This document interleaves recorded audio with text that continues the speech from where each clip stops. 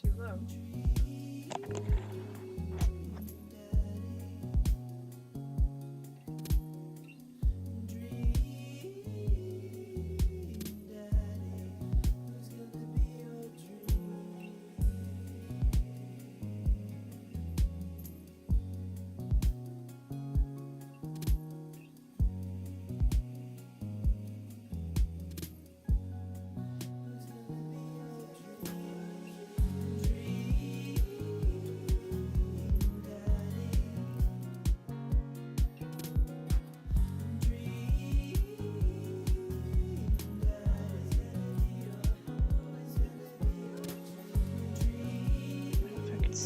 If I could only spell Twitch. I haven't even started drinking yet.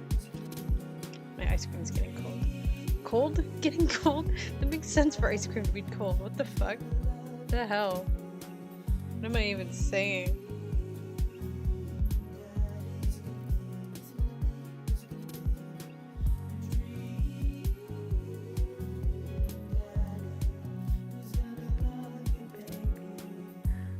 Alright.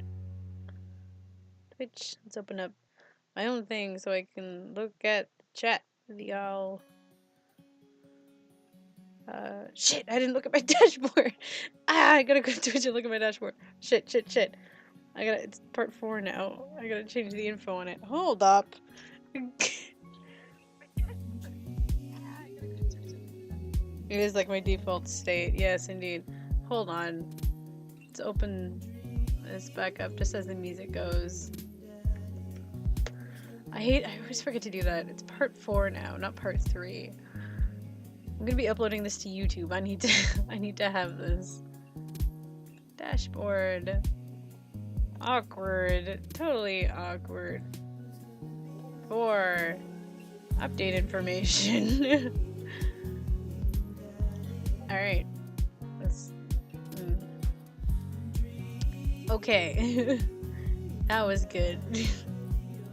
Who just discorded me? Someone discorded me. What's up? Oh. Thank you for posting that link, Amir. Baby. I always come in at the wrong time in the song and I'm like, I'm totally at the right part. Oh, no. Hold on. Just give me one second. I'm gonna grab my phone charger just so I can have it plugged in just in case, because I'm gonna have my phone on for like screen on for 2 hours or however long we're gonna play this. So I will be right back. Enjoy the music.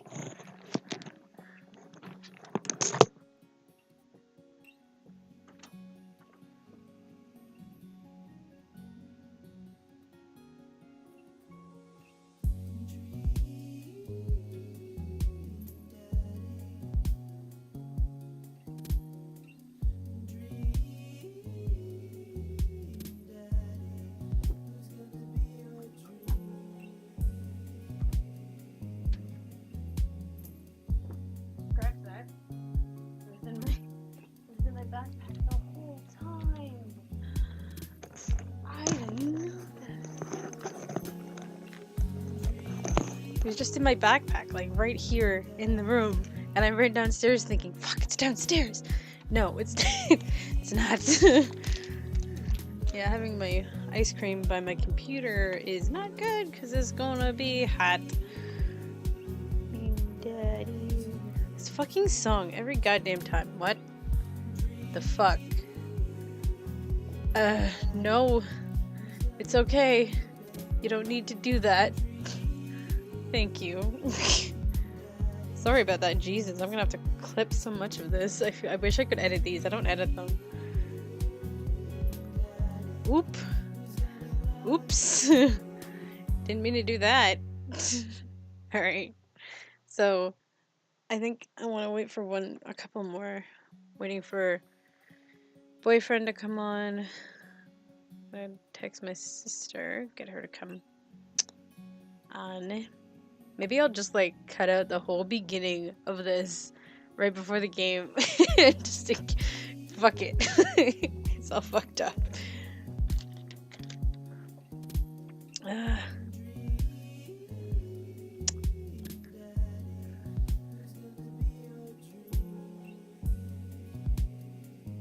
Alright. I watched her stream, so it's only fair if Karen comes and watches mine. So, I think where we left off last time was that I was about to go on another couple of dates. And I hadn't been on one with Brian, the English nerd Hugo, who's gonna make me nerdgasm, and Joseph. I haven't been on one with Joseph. And then we're gonna finalize shit with, oh my god, it's windy and it's getting cold, and I don't have a sweater on right now. But I mean, with how warm I get during this game, I don't fucking need it. Yeah, my item's already kind of melted. Whoop whoop. Keep it. Why? It's so bad. I'm embarrassed. No. Hey Amir, do you want to harass Karen and see if she'll like come watch? These daddies will keep me warm. Yeah, they keep me warm indeed. I'm eating ice cream, so I'm cooling myself off anyway. I'm not really helping. I have alcohol and sparkling water here, but only one coaster. So I'm drinking the water first, just to hydrate after that run. She's not on. Text her. Text her. If she's out partying, I'll kick her ass. It's like it's a Tuesday night. What the fuck is she doing here? It's okay Tono to come on too, but I mean, I don't see him in the chat yet. How many are watching right now? I don't know. I wish it would tell me. Like, it's gonna be like 15 minutes of just this. Do you think I should start, Amir? Do you want me to wait for anyone else? Ramen said he wanted to, but he ain't here yet. Let's see what happens. More people will come out as I go. Alright. Continue. I was on dad book. Alright. Load. Welcome. You've got dads. I promise this is gonna be the last time I'll snort. I promise. Alright. Brian, Hugo, and Joseph are the other ones I have not gone on first dates with. So let's start with Brian. Because I want to randomly hear Ninja Brian in my ear for grunts and shit. I don't know why I said that.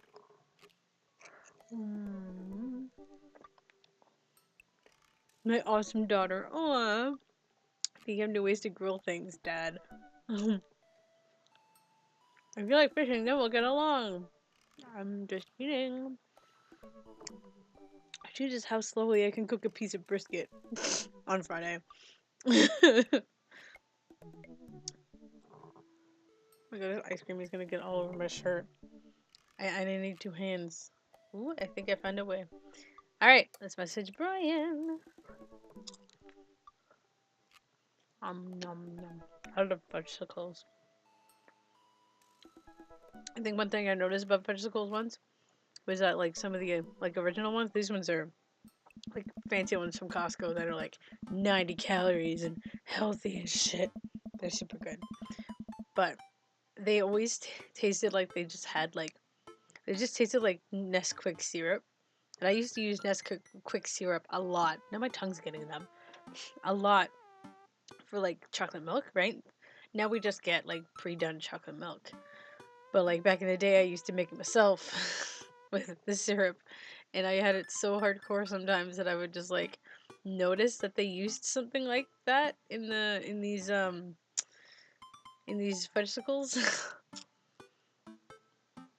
So I liked it, but they all tasted the same to me. This one's kind of different though. I'm gonna finish eating this before it drips all over the place. Nom. Nom nom. What is it? I rate 8K. Man, I don't know how to feel about hanging out with Brian more, but it seems like Daisy and Amanda got along really well. Maybe I should just bite the bullet and hang out with Brian more for the sake of the kids. Indeed, only for the kids. I crack my knuckles and start typing. Actually, corrected my knuckles. I haven't done it all day. So that felt kind of relieving. Hey Brian, great grabbing burgers with you at the cookout yesterday. We should get the kit yesterday. How long? Yesterday? It's like the barbecue was yesterday, but I swear I've been on like 4 dates. Did they all happen in the span of one day? It's so weird, okay? Like, I guess some of these first dates imply that it's like you're hanging out with all of these guys in the within the first day, but I mean, I've gone on 2 days with Robert, so it's technically been like a day and a half. It's been a few days. The timing is kind of weird with the way they did this. Did 4 dads in one day. 4 dad dates in one day. Yeah, I know. Okay. Great grabbing burgers with you at the cookout yesterday. We should get the kids together and hang out soon. I wait a couple minutes until a ding comes from my computer and a message pops up on the screen. These are all so different from like, from Robert, because Robert's just like 10,000 million years until he replies. Hold on a second, I'm gonna put a sweater on. Yeah, the workout guy took, Craig, that took all day and night. Like, let's just pretend that, I don't know how well you guys can hear me, let's just pretend that this date is actually happening like the day after. Like, all these first dates are happening the day after, and then, like, it's fucked up, but I mean, let's just do the timeline that way. Not that I've been, I don't know, Robert's was at night too. That was a thing too, so I don't know. First burp of the night, and it's not even from alcohol. It's Brian. Let's see what he has to say. Oops.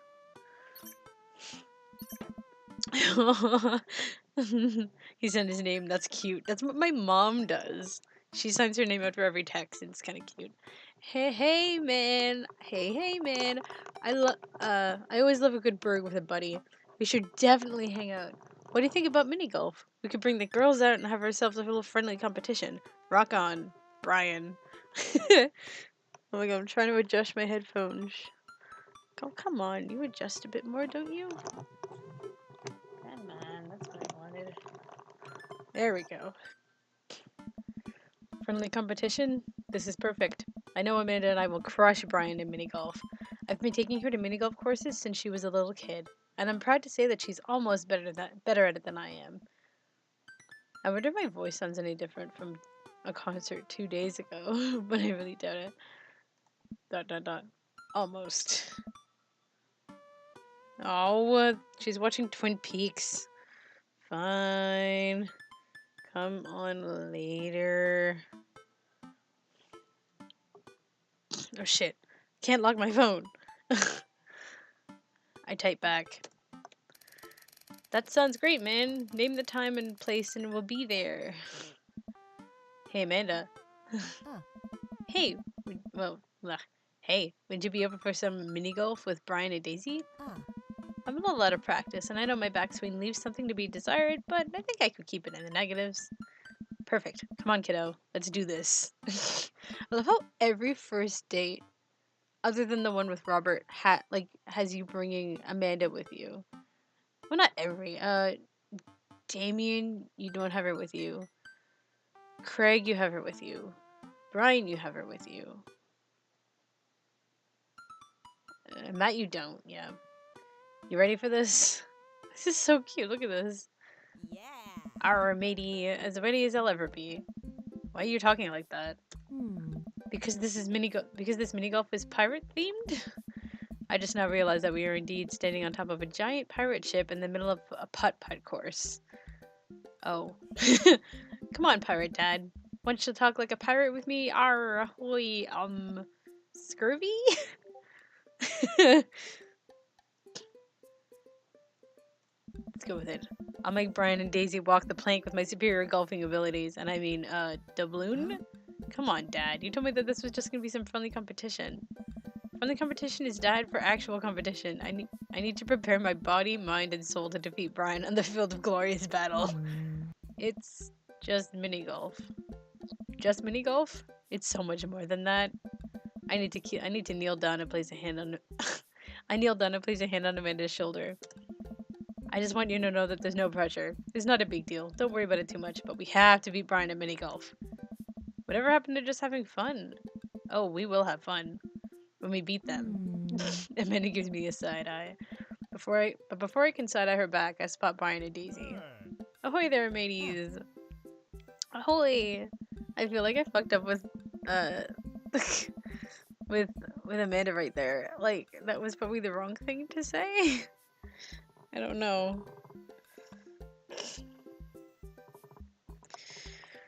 Brian walks up with Daisy in tow. It looks like it actually seems like just the way this dad would react to the first time you meet Brian, that you have to beat him at something. I thought Avasti was just going to be going. I thought that option was literally just going to keep going on with pirate language, and it was going to be fun. But that was deceiving. But I think every option was basically like, no time for jokes. We got this. Like, right? There we go. Jesus, 2 in a row. It looks like they already rented us some golf clubs for our mini golf excursion. Total power move. Why didn't I think of that? How dare you mess with Amanda? Fuck off. This dad is like, has his own personality. Oops. Alright, first mate. I hear there's buried treasure in these waters. You gonna help me plunder it? Oh, Amanda, I don't think this is a real pirate ship. I think it's just to play putt-putt on. Amanda gives Daisy a look. I mean, aye, Captain.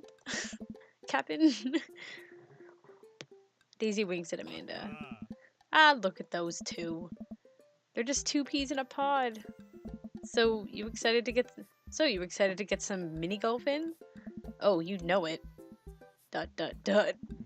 You a gambling man? Wow. Oh, shit. No, I don't have a guide up. Does it really matter? I'm only going for Robert, really. But I want to make these guys happy. I want Sam's dad. I bet you do. Do do do do. Do do do do do do do do do do do. This music is cute. Alright. Turns on the other computer and uses that, even though the internet sucks on it. Oh shit, what's my dad's password?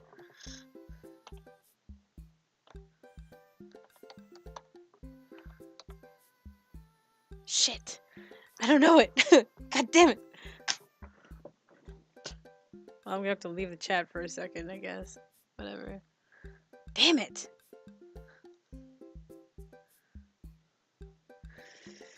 Alright. Let's go, depends on what's on the table. Damn it, just hearts. What are you willing to part with? How about the loser buys drinks tonight? Alright, but how about we make it a little more interesting? I'm listening. The loser has to mow the winner's lawn this weekend. Well, my yard's pretty big. Are you prepared to take that on? I think you should be a little more concerned with how you're going to maneuver around my hedges. It's highly technical work, not for the faint of heart. I don't think I'll need to worry about that. I'm very good at mini golf, you know. Oh yeah? Oop. Hole in one. Every time. What I just said is not a true thing, but it already came out of my mouth, so I have to say it. I'm looking forward to seeing that happen. And Brian and I eye each other up and down. May the best dad win. Brian and I shake hands and lock eyes. It's about to go down. Oh shit, son. I think so. Oh shit, I have to play this game. Whoa, yeah. Oh shit. Ah, fuck. Fuck mini golf. You've lost your ball. Fuck off. Okay. I hate these mini games sometimes. They are so hard. I didn't click anything. Are you serious? You've lost your ball. Well, that's bullshit.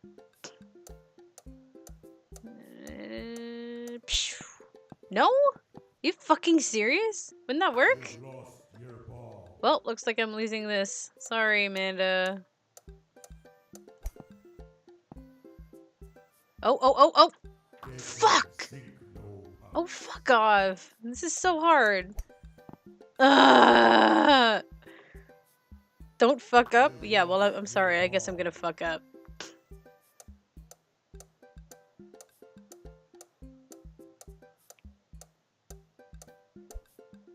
What the fuck is that? Dead men sink no huts. Shut up. This is bullshit.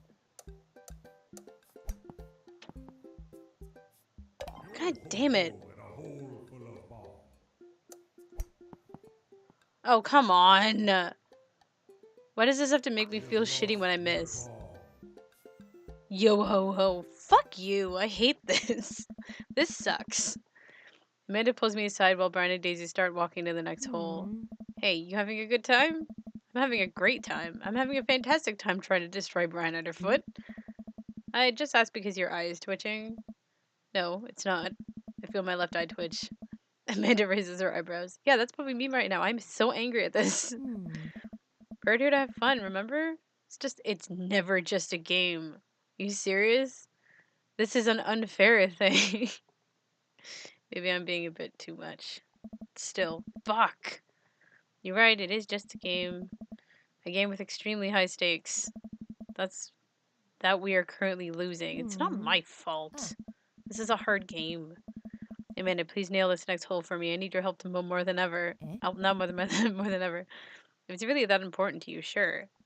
Amanda walks over and tees up for a particularly hard windmill hole.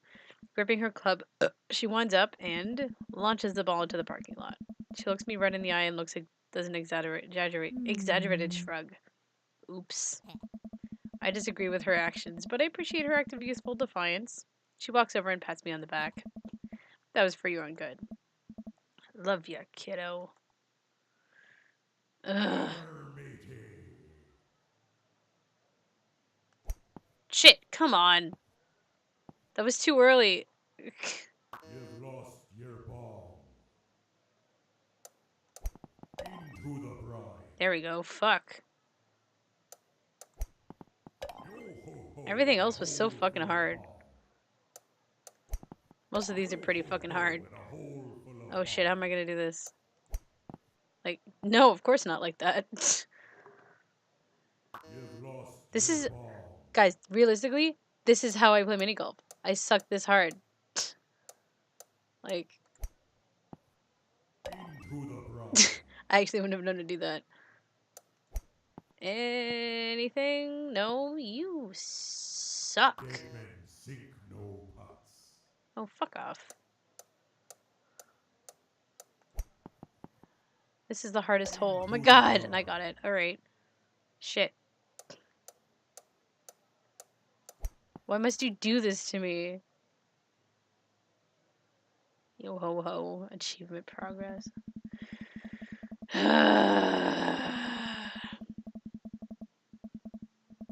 See, I say like, oh yeah, this is totally how I play mini golf when I'm sucking, and then I end up getting a few in. Like, this is nothing like real mini golf, so I mean, I still suck at mini golf. I try to maintain an air of professionalism because there are children present, but I can feel the crushing weight of the four dads before me, casting a disappointed look on upon my broken frame. I have failed you, fathers, and for that I am sorry. I'm sorry. Man, that was some good shooting there, Fred. Sure, Brian, you're just trying to make me feel better.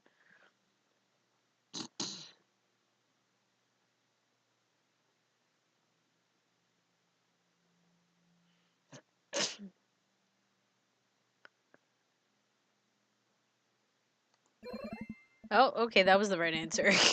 I have to be well sportsmanlike. I'll remember this day, Brian, and someday I'll when I finally defeat you, you'll think of this moment too. The moment I decided your fate. I don't think you win anyway, even if you get all the holes in. Maybe you win, but like who really gets all the holes in? Like, let's be honest. Everybody sucks. I hope everybody sucks. I don't want to be the only one. I remember this in some the moment I decided your fate. The moment I decided that you must be destroyed. Brian and I eyeball each other. Electricity shooting between us. I'm actually gonna look at fucking videos and see if anyone fucking beat this and if it does anything. Arr, Daisy, did you have a good time? Yo ho ho, I did. We haven't even found the buried treasure yet. I think we would need to apply for a permit to dig around here. I can take Daisy home so that we can get the city paperwork started for digging. You two go enjoy your night. Sounds like a plan. Fred, you cool with that? Sure. Just don't get yourselves into too much trouble. Can do. I'll make sure we get into a perfectly reasonable amount of trouble. Wink. Man and Daisy skip away, yelling about your buried treasure. Bless that kid's tiny, rebellious heart. Well, guess we should hit the bar now. There's actually a tiki bar attached to this place. How about that? It sounds like a plan. Drinking with Brian, that's interesting. I guess I'm spending more time with Brian, which I'm not jazzed about considering I just completely blew it on the putt-putt course. Okay, Dad, you can do this. Just gotta drown my sorrows in some typical tropical loser drink and get out of here. Brian and I walk into the freaky tiki. That's actually like a really good lesbianist. We got all, oh god. A kitschy, kitschy? Yeah. Kitschy, uh, kitschy? I don't know how to say it. Island-themed bar. Palm trees adorn the walls, and several fake parrots are strewn about. Ukulele music plays softly in the background, and Brian and I approach the bamboo bar. I kind of wish that they had ukulele music going right now. That'd be cute. 2 pineapples of hospitality, please. The bartender whips us up 2 rum drinks inside of hollowed out pineapples. He sets them on fire, and we have to blow them up before we can drink them. What? That's a weird drink. I usually like to, I don't know, drink my drinks. If you don't want yours, I'll take it. And best me again? I think not. I take a sip of my pineapple of hospitality. Sorrow tastes fruity. My lawn care needs are very particular. I hope you're up for the challenge. Oh, don't worry. I'll bring my own salt to promote healthy growth in a sustainable environment. Oh, come on now, Fred. I'm just having a little fun with you. I grumble and sip some more of my fruity sorrow drink. Fine, fine. You got me on this one. While I sip more of my drink, I notice a TV in the corner. Hey, Extreme Makeover Deck Addiction is on. I wouldn't be surprised if that's an actual show. I love this show. Always makes me want to own a deck. I hate this show. Why? It's so clearly fake. Well, yeah, it's reality TV. Who cares? I care. I'm a general contractor. I work with decks all the time. There's no way they're renovating those decks in a matter of 2 days. It's impossible. That's a 3-week job minimum.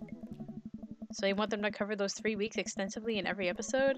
It can't be that interesting to watch a bunch of dudes slave over a deck for that long. Nobody would watch it. I don't like any of those home improvement shows. I want to watch stuff that's real.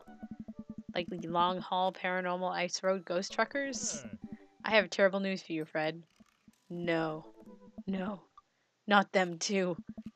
That's the awful truth. Not the ghosts, though. Those are real. Trucks just don't have emergency escape buttons. I've been lied to for so long. We both chuckle and sip on our pineapples. So wait, you're a general contractor? Sure am. I actually helped plan the cul-de-sac we live in. Wow, nice work.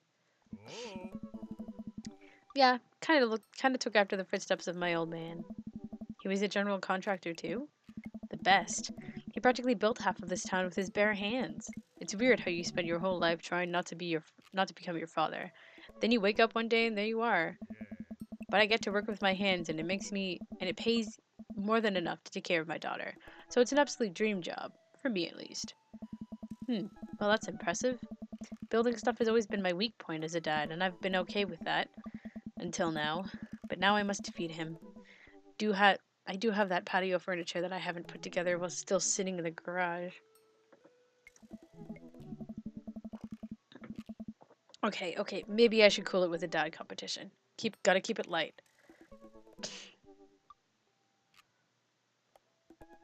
Shit.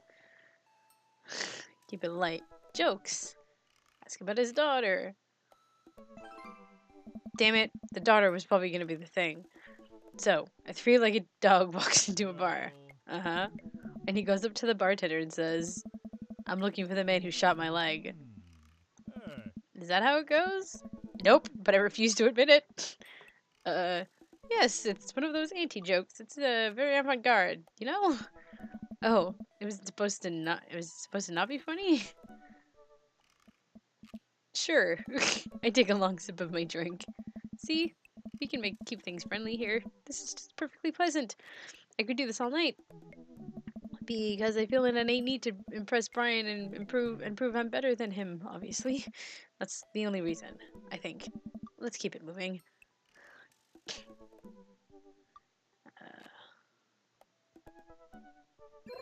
Yay! Complimenting his dog. So, you have a dog? Sure do. I can't quite remember what he looks like. Oh, he's a little corgi. Always has a handkerchief around his neck. Yeah, I'm not getting it.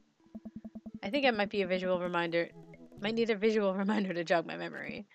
If you happen to have any pictures of said dog, maybe on your phone? Brian laughs. Fred, if you wanted to see pictures of Maxwell, you could have just asked. Show me the goods then. Brian pulls out his phone and flips through an entire album of dog pictures. Oh yeah, that's the stuff. What a good boy. I look around the room and take in all the kitschy decor, looking for something else to comment on. There's a gigantic fish hanging above Brian, and I gesture to it. Cool fish. It's definitely fake. But really? Everything here is fake. That palm tree over there is just a fake ficus with plastic coconuts glued to it. I look over. He's right. But I almost caught something like that fish once. Mine was bigger, though. Of course it was. Oh, really? Yep. I went on a trip to Hawaii maybe a decade ago. We were out on the sea for 3 days, catching fish, drinking beer, you know, guy stuff. We had a hot plate on the boat so we could sear the fish right after we caught it. Throw a bit of salt and lemon on there. Oh man, that's some of the best food I've ever had. That actually sounds amazing. Well, that was the last day. Everyone had gone to bed already, but I was out there watching the stars. I had my line out too. Then all of a sudden it just starts running. So I jump on the reel before it gets ripped out of the rod rack and start fighting with the damn thing. I'm out there for maybe an hour. Can't call out to my shipmates. It's just man against nature. Finally, I'm starting to tuck the guy out. I get him up to the surface and finally get a sight of it. The biggest marlin I've ever seen. Hemingway-esque. I get it onto the boat single-handedly. And you know what happens next? What happens next? The damn thing smacks me in the face with its tail. Knocks me out. I wake up in the morning on the deck, the fish gone. Never felt dumber. So it got away? I think there's another version of me that would have spent the rest of my life trying to catch that fish, Captain Ahab style. I'm sure Daisy would be supportive. Ah man, fishing's the life. I haven't gone enough lately. You go fishing? Actually, I have a confession to make. Wait, what am I doing? Why am I having this inexplicable urge to be vulnerable with him? I can't tell him that I'm terrible at fishing. I lean in close.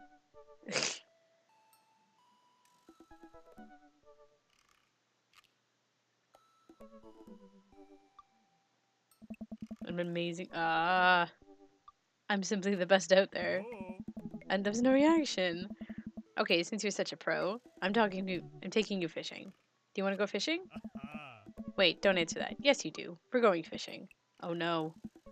Oh, I don't know. Come on, it'll be a blast. You know the perfect fishing spot? I know the perfect little fishing spot. I'll bring some beers and we can sit back, relax, reel in some trout. We'll bring the kids with us. Come on, you know you want to. I sigh. I've been cornered. Yeah, okay. Brian gives me an exuberant high five. Yes, maybe we'll see who can catch the most fish so I can get you mowing my lawn. You can try to beat me, but they don't call me Fred good at catching fish fitstones for nothing. I am a spinning web of lies that I fear one day will consume me. Sounds like it'll be a scrap. Brian and I finish our drinks and head outside. This dad is such an idiot. Till next time?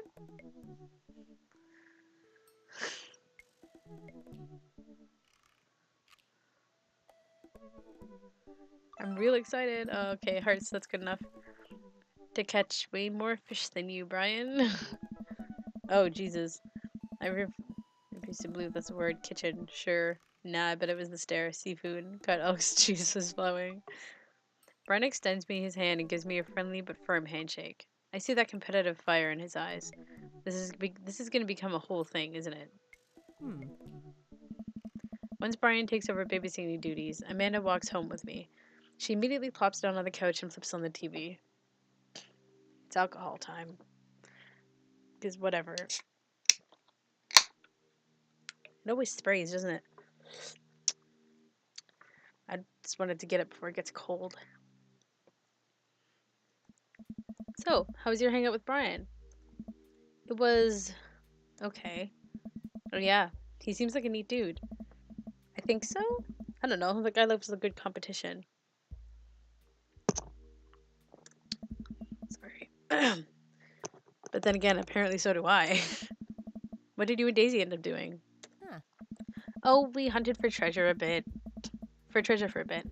But Daisy was really adamant about not digging without a permit. So we just watched some documentary about theoretical physics. I put her to bed and then sat around eating Brian's food. Don't tell him I said that. It said that's standard babysitting protocol. That's what it said. Let me just look at the stream because there's a delay. I believe, yeah. I really like hanging out with Daisy. She's super mature for her age. Yeah, Brian says she has a hard time relating to other kids. She kind of reminds me of you at her age. Although she doesn't bite people as much as you did. I can't believe I'm finally the cool older kid. Feels cool. You gonna hang out with Brian again? That's the thing. He wants to go fishing with me.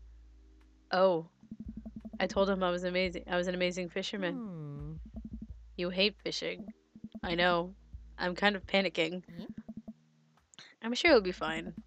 All you have to do is wake up at the crack of dawn and sit silently on a boat on a lake for hours on end, with no promise of a tangible reward. Your only companion being the fear and doubt you harbor deep within your heart.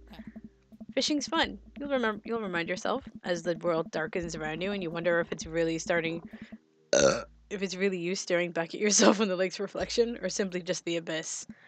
Yeah, laugh it up, Amanda. You're coming with us. It is my constitutional right to outright refuse this order. Daisy's coming too. Well, I bet I could convince Brian to bring his dog. Fine, solid. I'm in. Alright, I'm bushed. Gonna call it a night. Don't stay up too late, okay? You got it, Pops. Oh, yeah.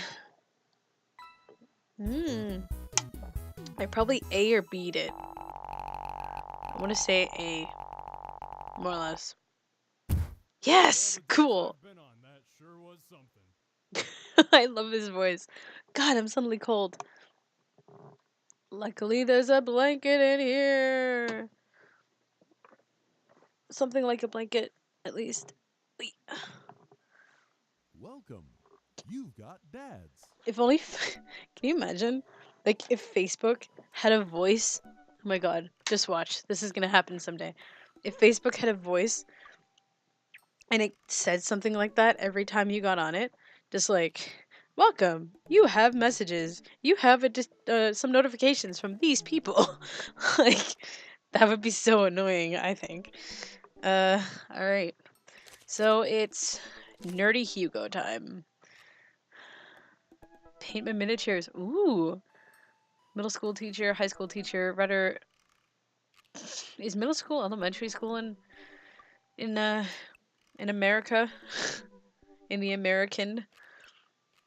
Writer of scholarly articles on 18th century literature. Oh my god. Take me. For various esteemed publications. If you're on here to tell me that my son put a cherry bomb in your trash, I know and I'm sorry. If you had one thing to take with you on a board at Desert Island, what would it be? A Remembrance of Things Past by Marcel Proust. Of course, a book. What are your turn-ons? Muscles. What did you want to be when you grew up? Movie star. Aww. You could still be a movie star, my man. Would be creepy. What would be creepy?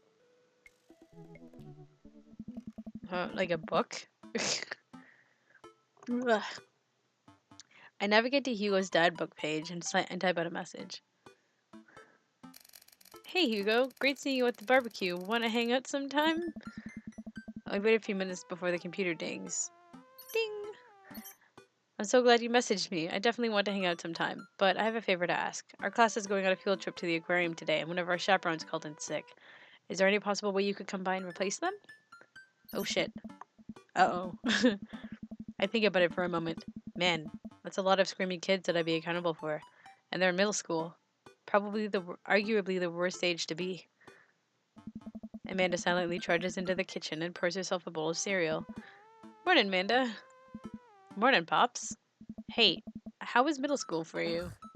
Bad, but nobody likes middle school. It's 3 years of bad acne, crying, and being generally vulnerable.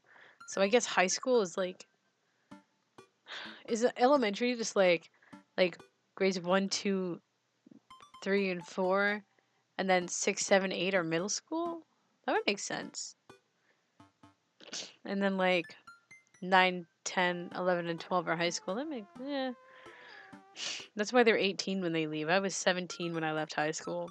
But that's probably like with whatever age that you start school at when you're in kindergarten. Like I was always like, I'm a January baby. So I was like whatever age anyone could be in that grade before anyone else at the time.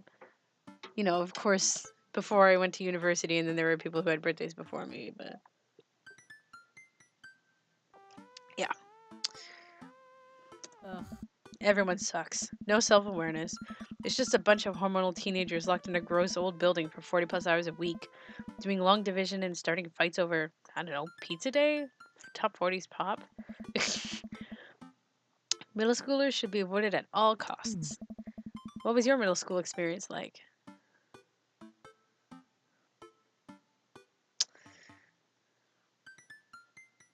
I didn't like it.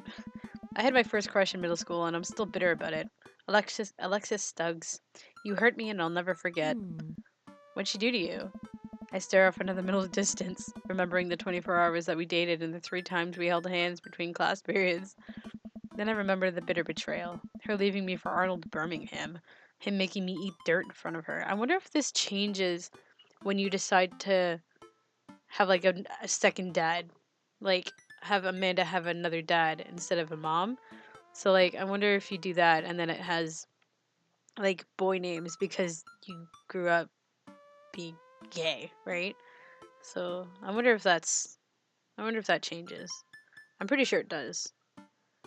But I wonder what the names are.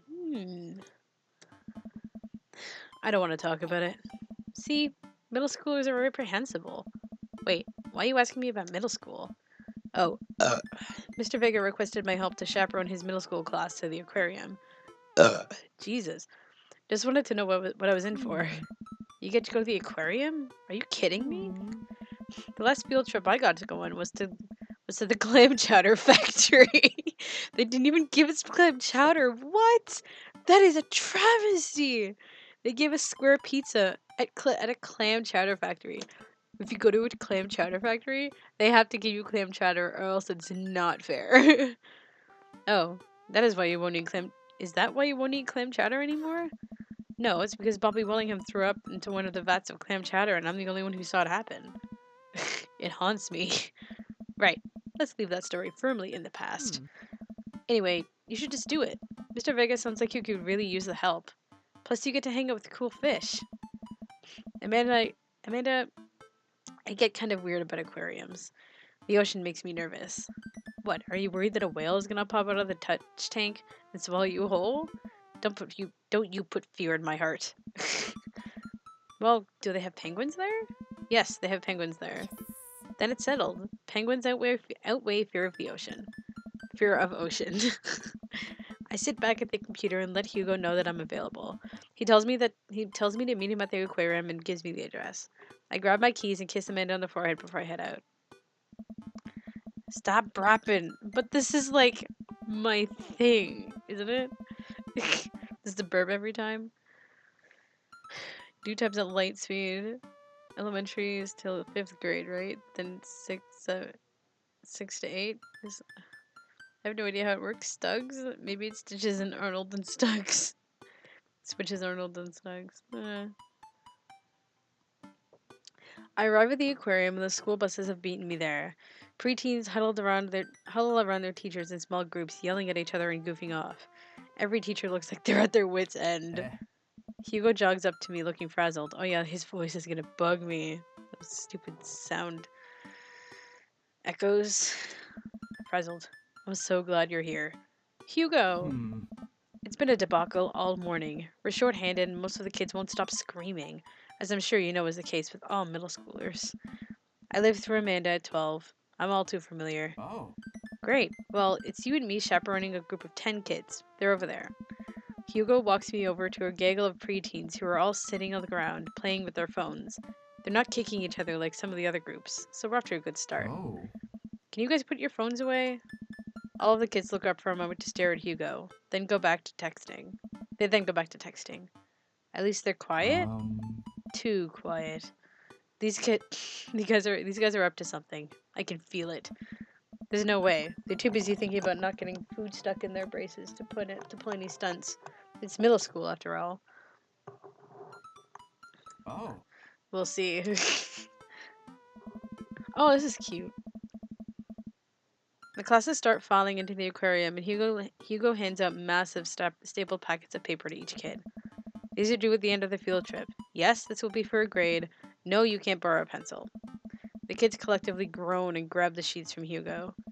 What's in the packet? Hmm. Honestly, it's just busy work so that the teachers can have a moment's reprieve. I think one of the questions asks them to sit quietly for 10 minutes to think about the Great Barrier Reef. Teacher hacks. I like that. Wait, I thought you were an English teacher. What does the aquarium have to do with books? Oh. We just did a unit on the Old Man in the Sea. I think that's Hemingway too. No, is it Hemingway? Old Man in the Sea. William Faulkner? I actually need to look at this. Googling on my phone. Old Man and Sea. It is Ernest Hemingway. They are throwing in these random fucking literature shit. Alright. When Katie gets partnered, her sub notification is gonna be a burp. Just watch.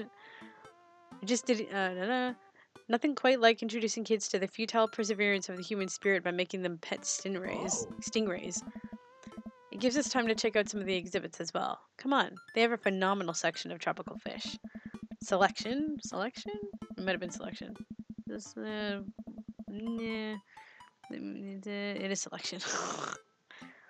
While the kids sit on the floor and pretend to do their assignments while they text, Hugo and I wander over to a large tank filled with brightly colored fish. Hugo points to a brown and white fish with long spines. That right there is a lionfish. Did you know that their stomachs can expand up to 30 times in size? In thighs.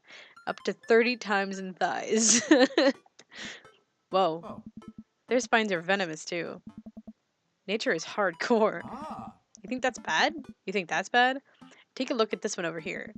Hugo points to a spiny, grumpy-looking fish hanging out near the bottom of the tank. Oh. That's a stonefish, the most venomous fish in the world. Thighs. Indeed. Stingrays are so cute. I think if you go, like in Toronto, if you go to the Ripley's Aquarium, they have a thing where you can pet some sort of ray. It is cute. And they just, like, keep it in here? Oh, they're relatively harmless so long as you don't step on them. What happens if you step on them? Oh. Tissue necrosis. ... Cool. Nature is wild. Man, Hugo seems to know a lot about fish. I feel the overwhelming need to impress him. Hey, see that fish over there? That one? Yeah, that's the American longfin. American longfin looks legit. Oh. No eggplants. Yeah? Did you know that? Psychiatric fish trivia, paranormal. Jesus, I'm getting nothing here. This fish sleeps upside down, but contrary to popular belief, it's not an actual vampire. That's the vampire fish. Wait, are you serious? Absolutely not. I'm playing it for the gag here. Oh. Okay, there you go, hearts. Ha, good one. We lead the kids to another room. Sharks, sea turtles, eels, and other marine life swim around in a massive floor-to-ceiling aquarium. The kids begin trying to take selfies with the sharks. Hugo leaves my side to separate two kids who started fighting over a Capri Sun. Wow. I walk around the room, reading the tiny little blurbs about different fish swimming inside of the enclosure. After a while, I look around and see Hugo again. He's gazing up at the aquarium in childlike wonder. The ripples in the water cast blue, moving shadows across his face. For someone surrounded by angry paranormal teens, hormonal teens, he looks completely peaceful. He looks really cute in this light. Really cute in this light. I hope he doesn't notice me staring. Wow. Ah. I walk over to join him. Beautiful, isn't it? I'd rather stare at you. We can learn a great deal from Mother Ocean. Are those two sharks kissing? Fuck. A great many mysteries lie in the ocean. It truly is fascinating to be able to observe it in such a setting as this. Oh, that's the eggplants one. Good. That's a very astute point, Fred. We stand together for a moment, admiring the wonders of marine life. We eventually make our way to the touch tank room, which seems to be the only thing the kids are actually interested in. Yeah, it's literally like this. The ones that are kind of like, not the ones on the right, but on the left, like closer to the rock. I think that's the kind of ray that you can pet at the Ripley's Aquarium. We eventually make it with the tank is filled with a variety of horseshoe crabs, sea urchins, stingrays, and small fish. I stand around the edges of the tank and keep a wary distance from the sea life. Who knows what kind of nefarious plans those horseshoe crabs have for my well moisturized hands. Hugo rolls up his sleeve and sticks his hand in the water. Don't you want to pet some rays, Fred? Oh, I think I'm good. I don't really. I think I should just stay over. Oh, shit. I always do that. I think I should just stay over there and admire them from a respective distance. Come on, it'll be fun and informative. Don't make fun of me, but I'm scared to touch them. I get weird when there's no glass separating us. I don't know what any of those things are, but I get the feeling they will probably bite me and my delicious hands if given the chance. Nothing in this tank can hurt you. The stingrays had their barbs removed. Um, the horseshoe crabs only eat little clams, and the anemones are perfectly safe to touch. Against my better judgment, I approach the tank, slowly dipping my hand into the cold water, and that shit is fucking cold. It's like, yeah, if you ever end up going to an aquarium and you do that, you take your hand out and you feel like you need to put a mitt on. It's so cold. I touch a stingray as it glides past me. See? Not so bad. It feels like fun, slimy leather. That's exactly what it feels like. Things get a lot less scary when you learn more about them, right? I dive head. Wow, he just puts his head into the tank. Stingrays are so cute, size. Yeah, I went there last time. I spent like full 10 minutes watching and stroking them. Political. I should have gone political, right? Totally. uh, with renewed vigor for ocean. Into the touch tank with a renewed vigor for ocean life. I poke at some urchins and feel the hard carapace of a horseshoe crab.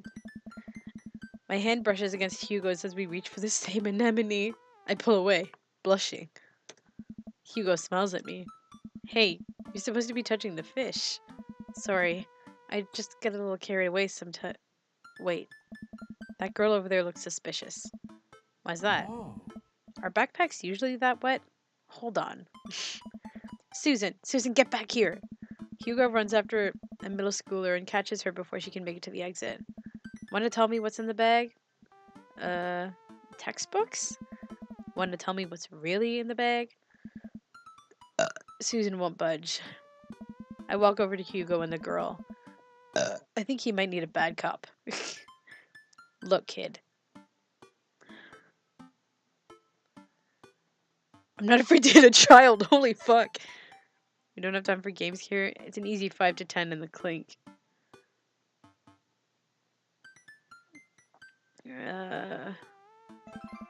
Okay, that's something. Whatever it is, it goes back into the touch tank. Now. You're not a teacher. You can't tell me what to do. Oh. Yes, well, I am. Can you please put the bag down? Next time, we won't say please. Susan glares at Hugo. Wow. Hugo for a moment before dropping her book bag on the floor. It lands with a wet slap. We stare at it for a moment before it starts to move. Whoa.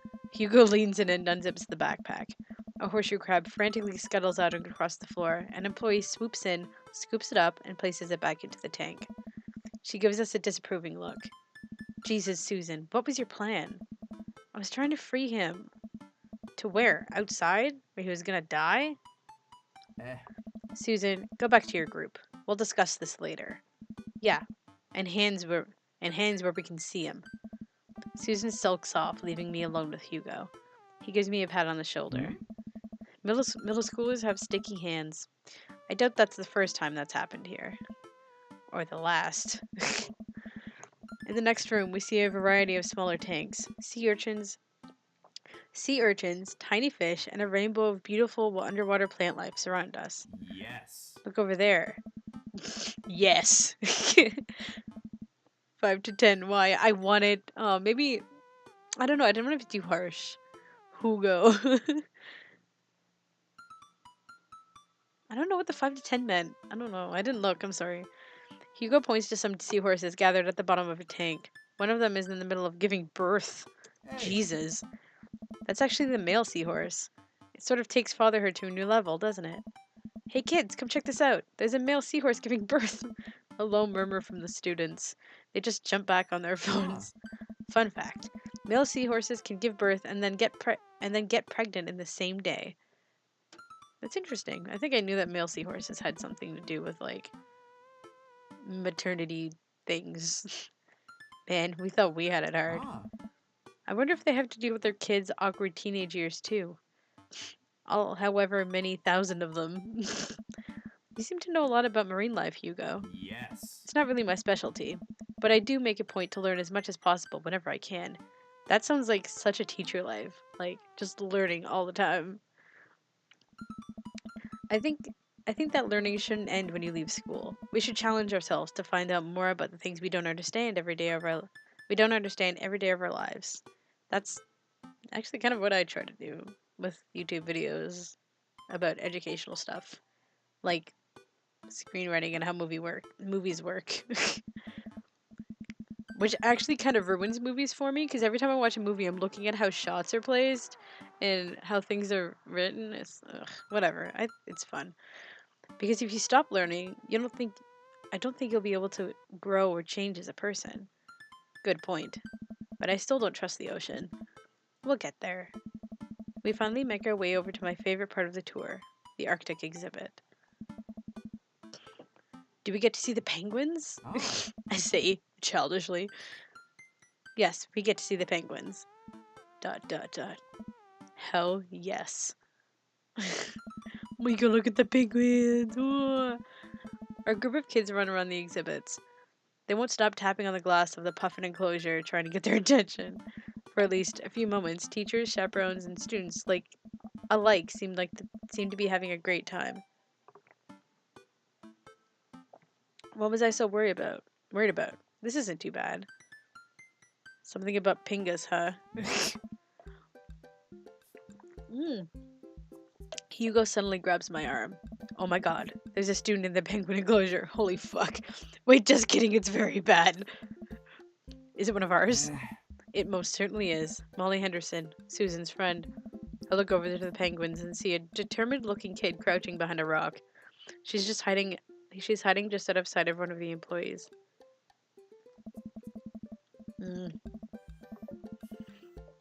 Over on the side of the enclosure, I see the door to the exhibit ajar.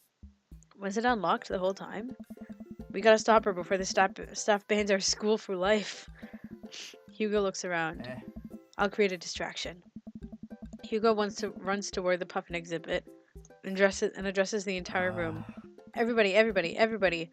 I have an announcement. The whole room turns toward Hugo. Here's a few facts I bet you didn't know about penguins. Everybody just stares at Hugo, confused. Well, this is my shot. I run into the enclosure and am greeted by a cold blast of air. Psst! Hey! The girl whips. Jesus, I took a few swigs of my drink, so that's probably where that came from. What the fuck, Sarah? Not again! The girl whips around to look at me. Her nose is pink from the cold. You can't be in here. Neither can you. I try to walk over to the girl, but the ground is so icy that I just end up slipping. I catch myself before I hit the ground, but the girl laughs. The girl still laughs at me. Contrary to popular belief, penguins are birds. Birds are traditionally known to fly, but penguins cannot. So I can understand some confusion when we're discussing the birdness of penguins. The crowd is still somehow enraptured. Kid, what are you even doing? I'm letting the penguins go. They deserve freedom. Where are they even going to go? They're gonna live in my closet, of course. Look, I just don't even have the time to argue about this. We gotta get out of here. Not until I save a penguin. Little known fact is that penguins only live in cold climates. With some exceptions. So they don't all live in cold climates if you're splitting hairs here. Did I mention that they don't fly? The crowd is starting to lose interest. I'm running out of time.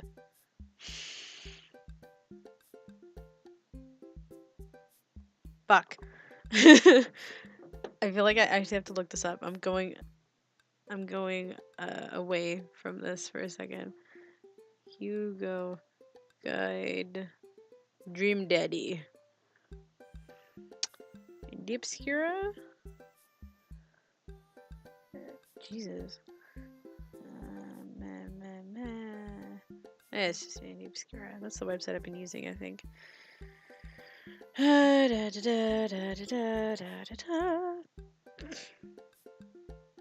Ooh. You're talking about a lot of books in the second date? Okay. I bribed a...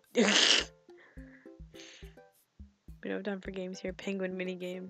I bribed a child. What if I try to bribe her?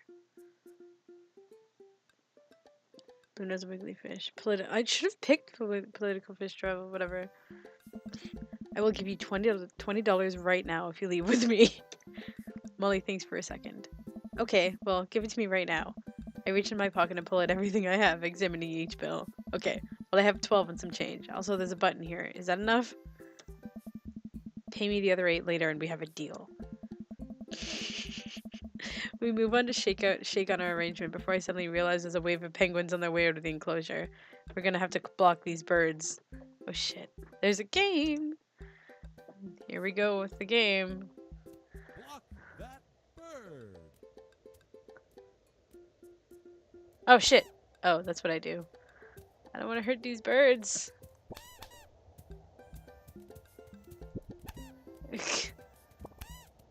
Jesus Christ. Stop.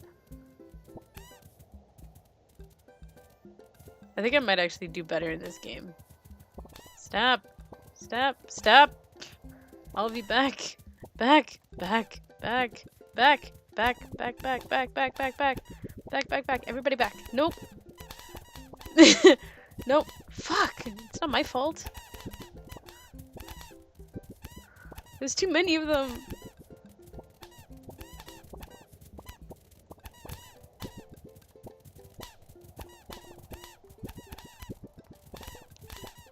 Drive that team.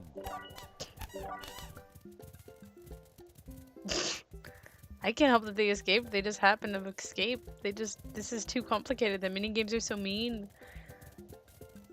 6. Well, I'm sorry, I had no choice. This is very hard. All these minigames are bullshit. Alright. I missed some of the chat. Phew, glad that's over. Just in time, too. Looks like Hugo is wrapping up his diversionary penguin speech. And that's why I think that penguins are one of the best animals in the world. A few people in the audience clap out of a sense of duty. dignity? Wow. Excuse me. Everybody starts dispersing. Hugo spots us from across the way and runs over. Molly, what were you... Jesus. What were you doing in there? I was liberating animals, Mr. Vega. You realize that the penguins can only survive in Arctic temperatures, right? You would have had a dead penguin on your hands. Well, um, it was the thought that counts. No, Molly, it wasn't. Molly turns to me. You owe me $8. What? What? What? Just, I'll pay you later, kid. Molly runs off towards Susan. I suppose that they can compare animal thief notes. Oh. You're not off the hook, Molly. Oh. Fred, did you just bribe a child? I bribed a child. It was the only way to get her out of the exhibit. I'm not proud of what I've done. I'm not proud of it either, or of my penguin facts TM lecture. But at least we got her out. Let's just get through the day and get out of here. With the day finally coming to a close, the whole field trip is ushered through the gift shop, and we make our way back to the school buses. They're eating money now too. You've killed at least 5 of them. No. At least as we leave the aquarium and the kids load onto the buses, Hugo pulls me aside. Ah. Hey, Fred, thank you so much for helping me today. You're a lifesaver. It was no problem. It was actually kind of fun. Let me take you out next time to make it up to you. You like cheese boards?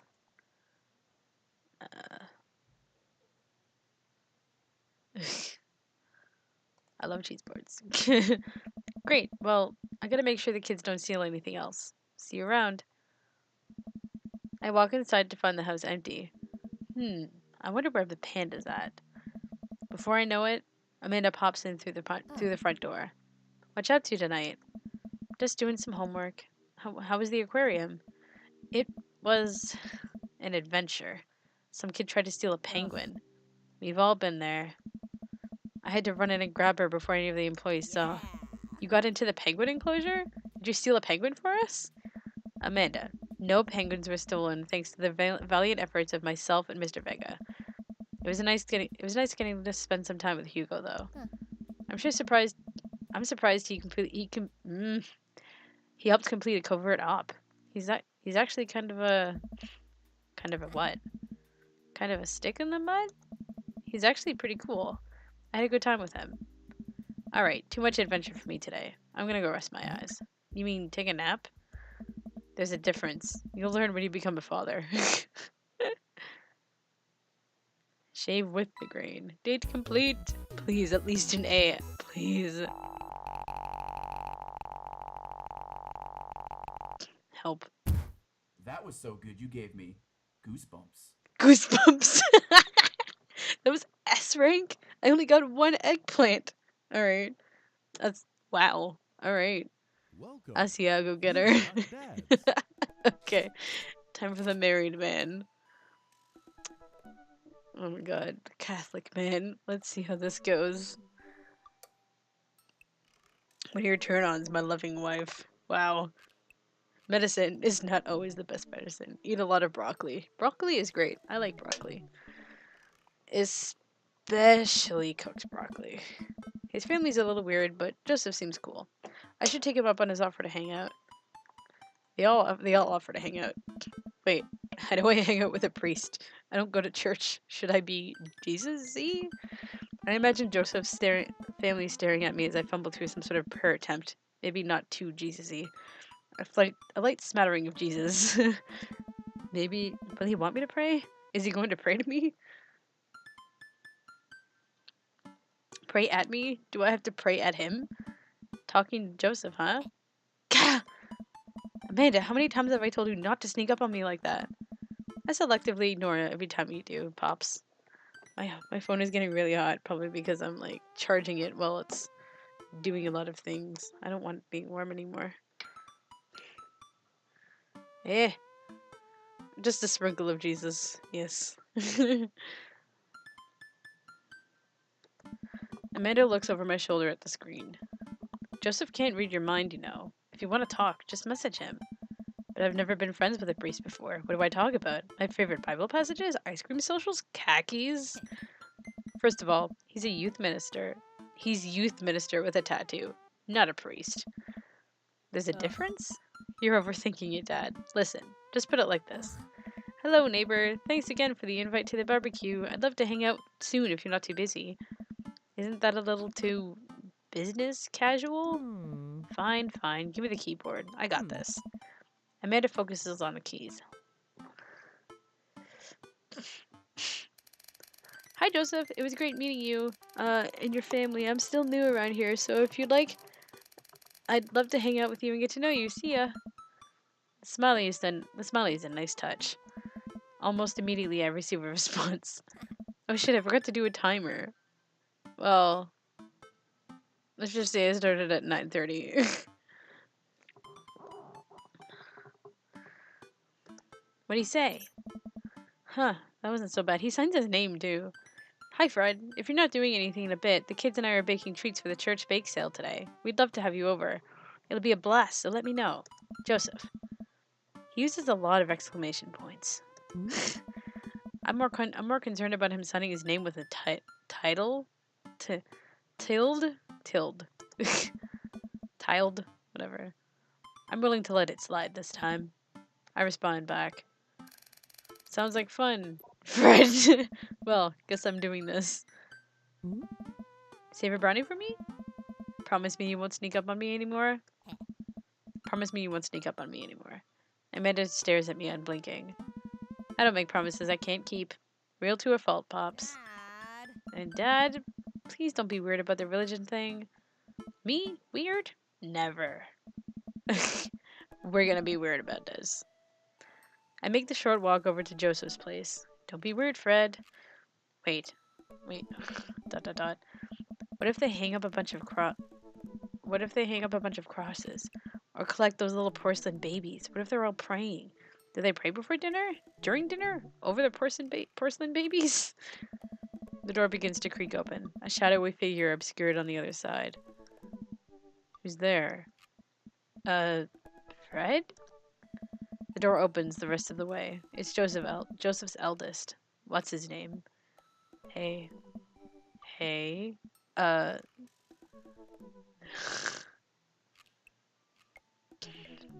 Chris. I think it was Chris, not Christian. Was there Christian? Shit. It is Chris. Chris, right. Hi again. I'm Fred. I know what your name is. Oh yeah, we met at the barbecue. How's the, please don't say it. Jesus? Chris blinks slowly. Maybe he didn't hear that. You're weird. Is your dad... Before I finish, Chris walks into an adjacent room, leaving me in front of the open doorway. Home? This was a great first impression. For a moment, I wonder if I should just go in, further subjecting Joseph's family to my winning attitude and careful and artful charisma. Mercifully, Joseph peeks his head around the corner. Oh. Fred, you made it. See, I'm gonna try and pick out Aaron's voice every second I get. Joseph approaches me with his arms wide. I hate that he's so fucking handsome. Oh. I'm so glad you could come by. Are you ready to bake? I am not. I'm as ready as I'll ever be. That's an Aaron laugh, yeah. That's the kind of semi-confidence I like to see in a baking assistant. Come on in. Oh. How's the J-man? Tid. Joseph leads me into a bright, spacious room full of nautical knickknacks. This isn't what I imagined at all. It's actually pretty charming. Yeah. I believe you've met Chris, who left you outside. ... Yeah. Chris? Hmm? Hmm. Are you going to apologize? Oh, right. Sorry. I try to make eye contact with Chris, but he keeps looking away. He must be really shy. It's alright. Next time, just be a little more inviting to our guests, okay? Teen. I love how the magazine back just says teen. Sure. Chris seems to relish the chance to escape the conversation and quickly vanishes into his room. Joseph turns to me apologetically. Mm. Aaron handsome, indeed. Don't take it personally. Chris likes to keep to himself. I mean, we didn't start off on the best foot in the world. Plus, being the eldest in a big family can't be easy. We try to we try to cut him a little slack where we can. Ah, and here are the twins. Go, there we go. Christian and Christy. Say hello to Fred. Hello, Father. Hello, Fred. Kids, come on. Dial back on the creepy twin shtick. Creepy twin shtick? Egg them on. We should get to baking. Whatever. Can you two say, come play with us, Danny? Oh no. The twins stare up in unblinking unison. Come play with us, Danny. Joseph covers his mouth and looks away, but he's clearly holding back a big laugh. This is it. This is my Dad World Series. Okay, now say, please help us, Mothra. Please help us, Mothra. No, I can't take it. Joseph is trying his best not to break in front of his kids. The twins seem to be catching on and look eager to bust their dad. Can we keep it up? But can we keep it up?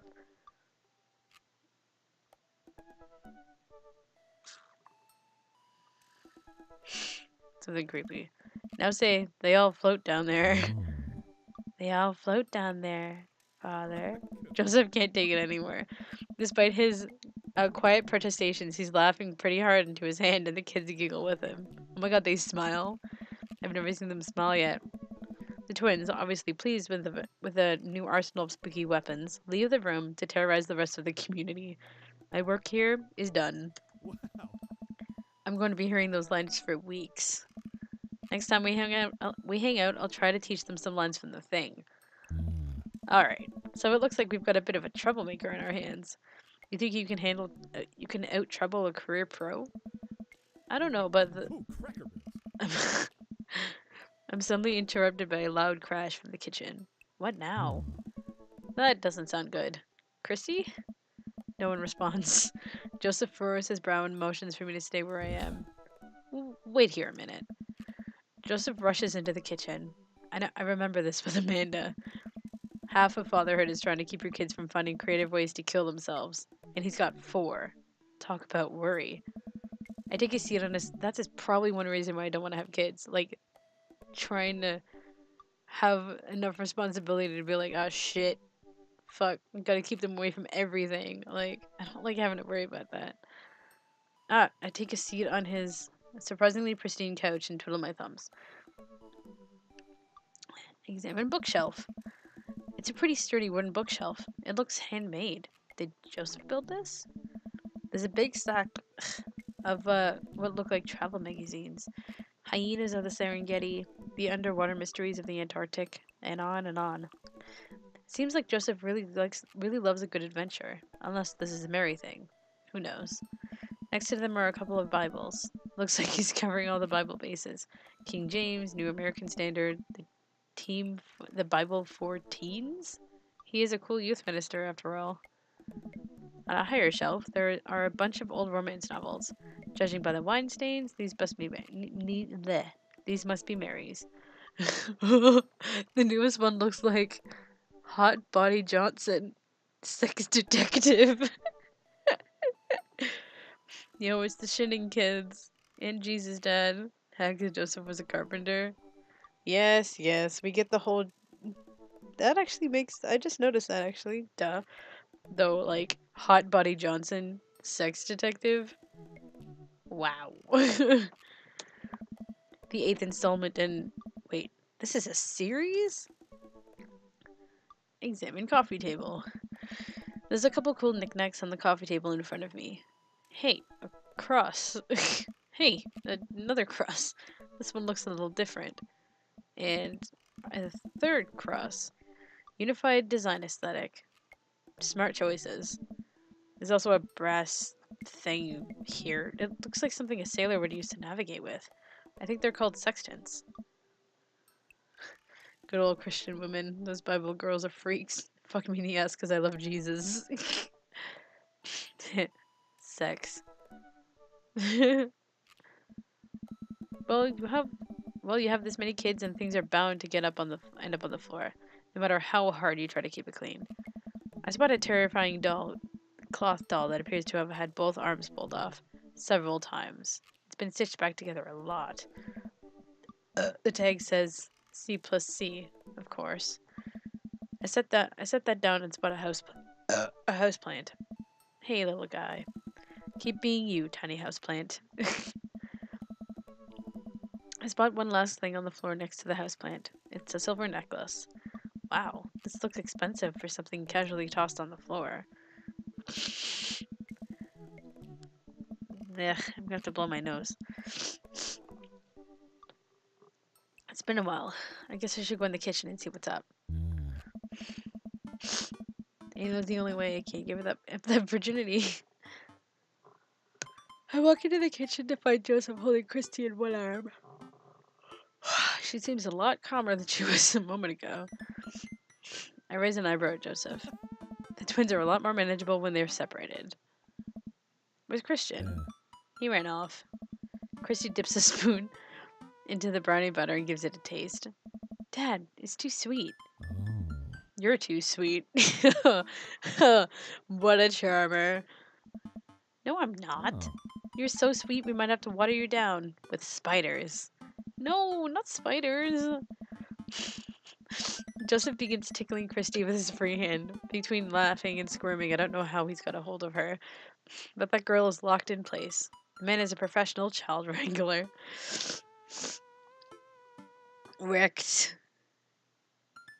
Oh, get out.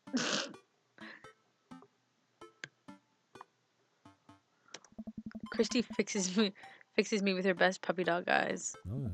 Save me from the spiders. Spoon duel with the Spider King, renegade option. What's the renegade option? I'm gonna avoid that. I grab up one spoon and point it in Joseph's direction. Unhand her, foul beast. Okay, Fred, the Valiant. Let's see what you've got. You may have defeated me at Tarantula Ridge, but now I have the upper hand. Joseph gently puts Christy down behind him. Have you come to squash me, knight, or have you merely fallen into my web? I'm no mere fly, Spider King. Now on guard! For a minute or so, Joseph and I mock duel with the two dumbest looking spoons in the room. Eventually, I strike a killing blow in the invisible heart between his arm and his body, and Joseph recoils in horror. Blast! I'm defeated. You can never best me, Spider King, for I have the power of... I sneak a taste from the brownie butter. The magic. Oh man, that is way too sweet. Christy begins jumping up and down excitedly. My hero! Oh, that is so adorable. The priest, Caetano! He's not a priest, he's a youth minister. Most priests can't get married, so that's also like a thing. Christy hugs my leg before making a surprisingly fast exit. Hey, wait! Do you want to bake brownies with us? Christy hesitates, then shakes her head no again. Sparkle Pony. Sparkle Pony? Joseph looks confused. You don't want to bake with Dad now? You want to play with Sparkle Pony? Yes. Okay. Yes. Okay. Go. Before Jesse. Wow. Jesse. Where the fuck did that come from? That's the wrong name. I've been reading a book with one of the guy's names is Jesse, so that's probably what's fucking me up. Before Joseph can finish his sentence, Christy is out the door and down the hall. Ahead. Joseph sighs deeply as he stares into the chocolate batter. He tastes it again, face twisting. And that is still way too sweet. So, what made that crash? Egg beaters on the linoleum floor. On linoleum floor. It's my new techno single. Haven't thought of a B-side. Now we're both looking into the batter. It's got a sickly sheen of sugar and chocolate candies throughout. I have a feeling Christy had something to do with it. We need a fresh start. Oh, yeah, like I said, I'm not really a baker, but don't even sweat it. The bag came with instructions that have mysteriously vanished along with my daughter. So we'll be fine. We'll probably be fine. Wow. Probably. Yeah, probably. He certainly looks confident. Alright, Fred. You've baked a cake from a box before. Once. How hard could this be? Now grab a spoon and get ready to rock. Mario Batali, save me. Joseph and I set to work, cracking the eggs and mixing the things, and then pouring the things according to how we assumed the back of the box would tell us to. Things go according to plan, and soon enough we have a solid batch of brownies. Oh. Phew. Wait. Joseph has a little dot of batter on his nose. Wow, Fred. Way to use those dad skills. I bet you've baked a few box mixes in your time. His nose. Joseph? All we have to do is bring these to the bake sale and voila! Duty done. Ahem. Now help me find Christy. Keep your eye out for a pony that sparkles. Joseph, hold still. What? Thumb in position. And got it. Joseph's eyes got wide as I gently wipe the chocolate off his nose. Is he blushing? Oh, thanks. No problem. In less than a second, I've licked the batter off my finger. It's really good batter. We should find Christy. Yes, we should. Do that, Fred. Joseph quickly composes himself. All right, she can't be far. You take the delta position and I'll watch your 6. Do you even know what that means? Yeah. Alpha Tango Sparkle, Roger. Joseph starts making his way down the hall and calls back to me. Take the brownies and the rest of the stuff I baked earlier today while I get Christy. We'll meet you out by the car. Right. Joseph, Christy, and I arrive at the church parking lot to find fold-out tables and pop-up tents already set up. Looks like the bake sale is already in full swing. Wow, this place is packed. Karen's sharing stuff on Facebook. She's not watching Twin Peaks anymore. Come play with us. I hope she gets that joke. Fuck him in the kitchen? Wow, do I have a porno for you? No, there's probably a lot of straight porn like that. No, there's this gay porn that I found that's literally about this guy who hires a chef, and then the chef happens to be a naked chef, and then the guy who hired the chef proceeds to fuck said chef, even though he hired that chef for his, like, wife to make a salad. God, it was the weirdest thing. I was like, my biggest thing with that was, why are you putting whole baby carrots in a salad? That's not a salad. Like, it's just a sketch kind of porno when you have a guy randomly throwing stuff in a bowl and calling it a salad. It's not hentai, it's gay porn. But there's probably hentai for that. Wow, this place is packed. I already said that. Is this packed? There are a few people milling around. Must be a value pack. If you can count a city's population on your fingers and toes, this counts as packed. Point. Christy rockets out of the car into the lot. Is she running on jet fuel? I want to sell brownies. Okay, let's get set up.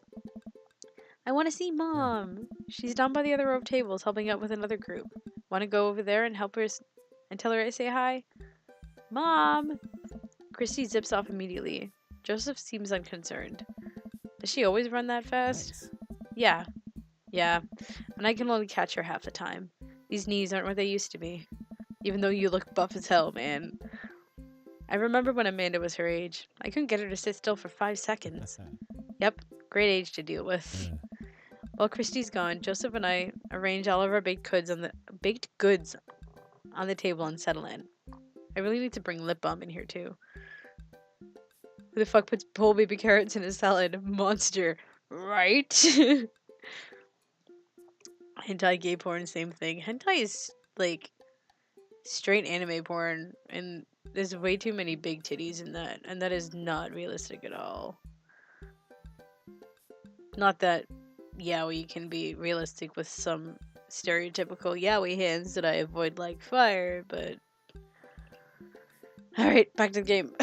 Well, Christy's gone, on the table's on linen. So, are we allowed to eat any of our own goods? Look, if I don't see nothing, I don't say nothing. The man upstairs has strong feelings but snitches. Does he actually? Joseph shrugs. He eats a brownie. I'm gonna fix my hair really quick. Flatten that down. Monster. Yeah, don't argue with Kate, the hentai expert. Super gay. Yep. It looks like some sort of. It looks like some of the other stalls are selling drinks. Still little handmade crafts and other sweets. Whoa, someone brought a soft serve ice cream machine. I gesture to it.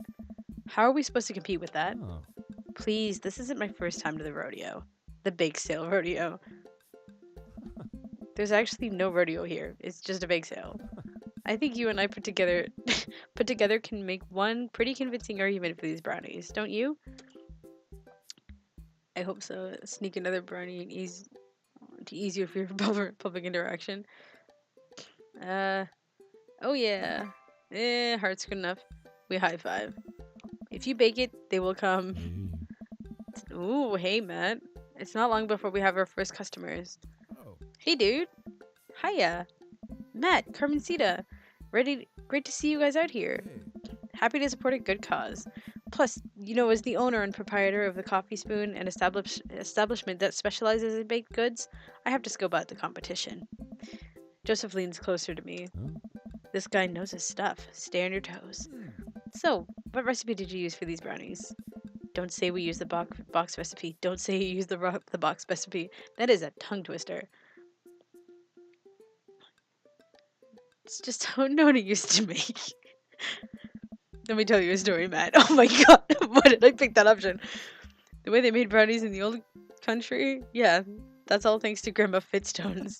Travelers from far and wide would make the pilgrimage to her sleepy little town simply to be amazed by her masterful use of chocolate and all that knowledge, all that experience that was passed on to me. Ha, sure. Joseph leans over again to me. Lying is literally one of the 10 things we try not to do. Fuck! Fuck! Can I go back? Is there an autosave? I need to fix this.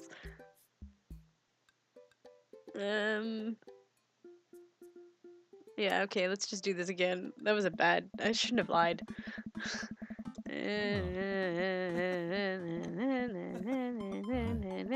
Supposed to see mom. Oh. Weed brownies. I wonder if they are weed brownies. Bring up the Oh. decision. Oh yeah. High five.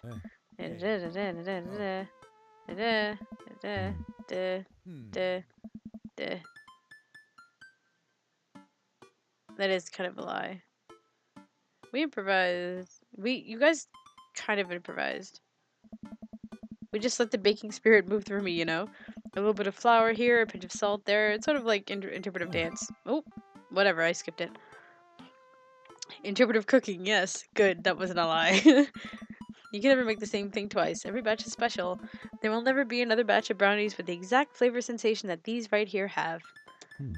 It's a nice life. It's a once-in-a-lifetime opportunity, Matt. Oh. Alright. We'll take 2. Actually, we'll take 3. I ring them up and high-five Joseph as our happy customers walk away. Yeah, abuse those saves. Thank God for autosaves. Tell them they are weed. Abort. See? Not so hard. Yeah. I'm hot off the good feelings from the last sale. Fuck! I keep touching my thing. What does it say? From the last sale. Who's next? Yeah. Okay. Yeah, Karen's gonna be a butt. It's okay. She doesn't have to. Oh shit. Don't lock the phone. That was gross. We sell brownies to a bunch of people I don't recognize, but who clearly know Joseph. Eventually, another familiar face pops up. Brian. I was like, Robert? I kind of miss Robert right now. Fred? Wait, Fred! It's Brian. Close enough. Oh. Can we interest you two in any of our fine sweets and treats? You sure can. I bet I could eat 10 brownies. Must resist urge to be competitive. The man buys brownies. So we'll put you down for 10? Ha! Better make it just 2. One for me and one for Daisy. Coming right up. You excited for youth group movie night, Daisy? Yeah, what's the movie? It's a surprise. Joseph leans over to me. It's the Fast and the Furious. Really? At a youth Catholic thing? Alright. Really? Oh, If you think about it, there's some really heavy religious undertones. Sure. Joseph hands a baggie to Daisy. I made sure to give you guys the edges. Clearly the superior part of the brownie topography. Thanks, Joseph. Our 2 customers walk off with their purchases. Joseph and I survey our stock. These are selling pretty hot. At this rate, we'll have enough money to pay for a new paint job on the church pews in no time. Wait, what happened to the pews? Ernest spray painted his rapper alias onto them. Young Steinbeck.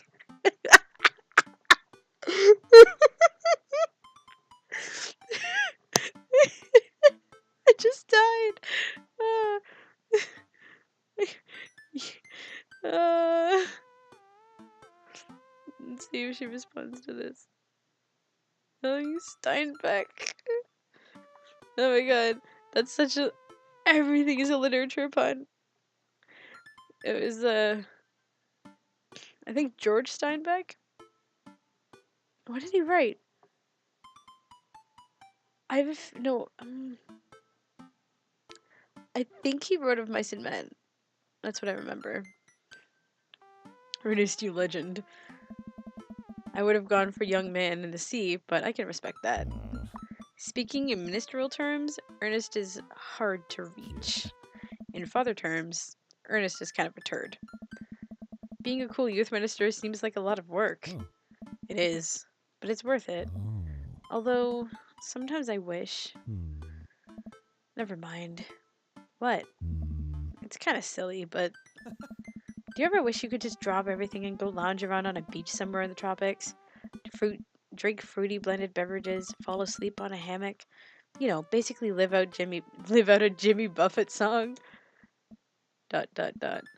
Joseph, I think about this every single day of my life.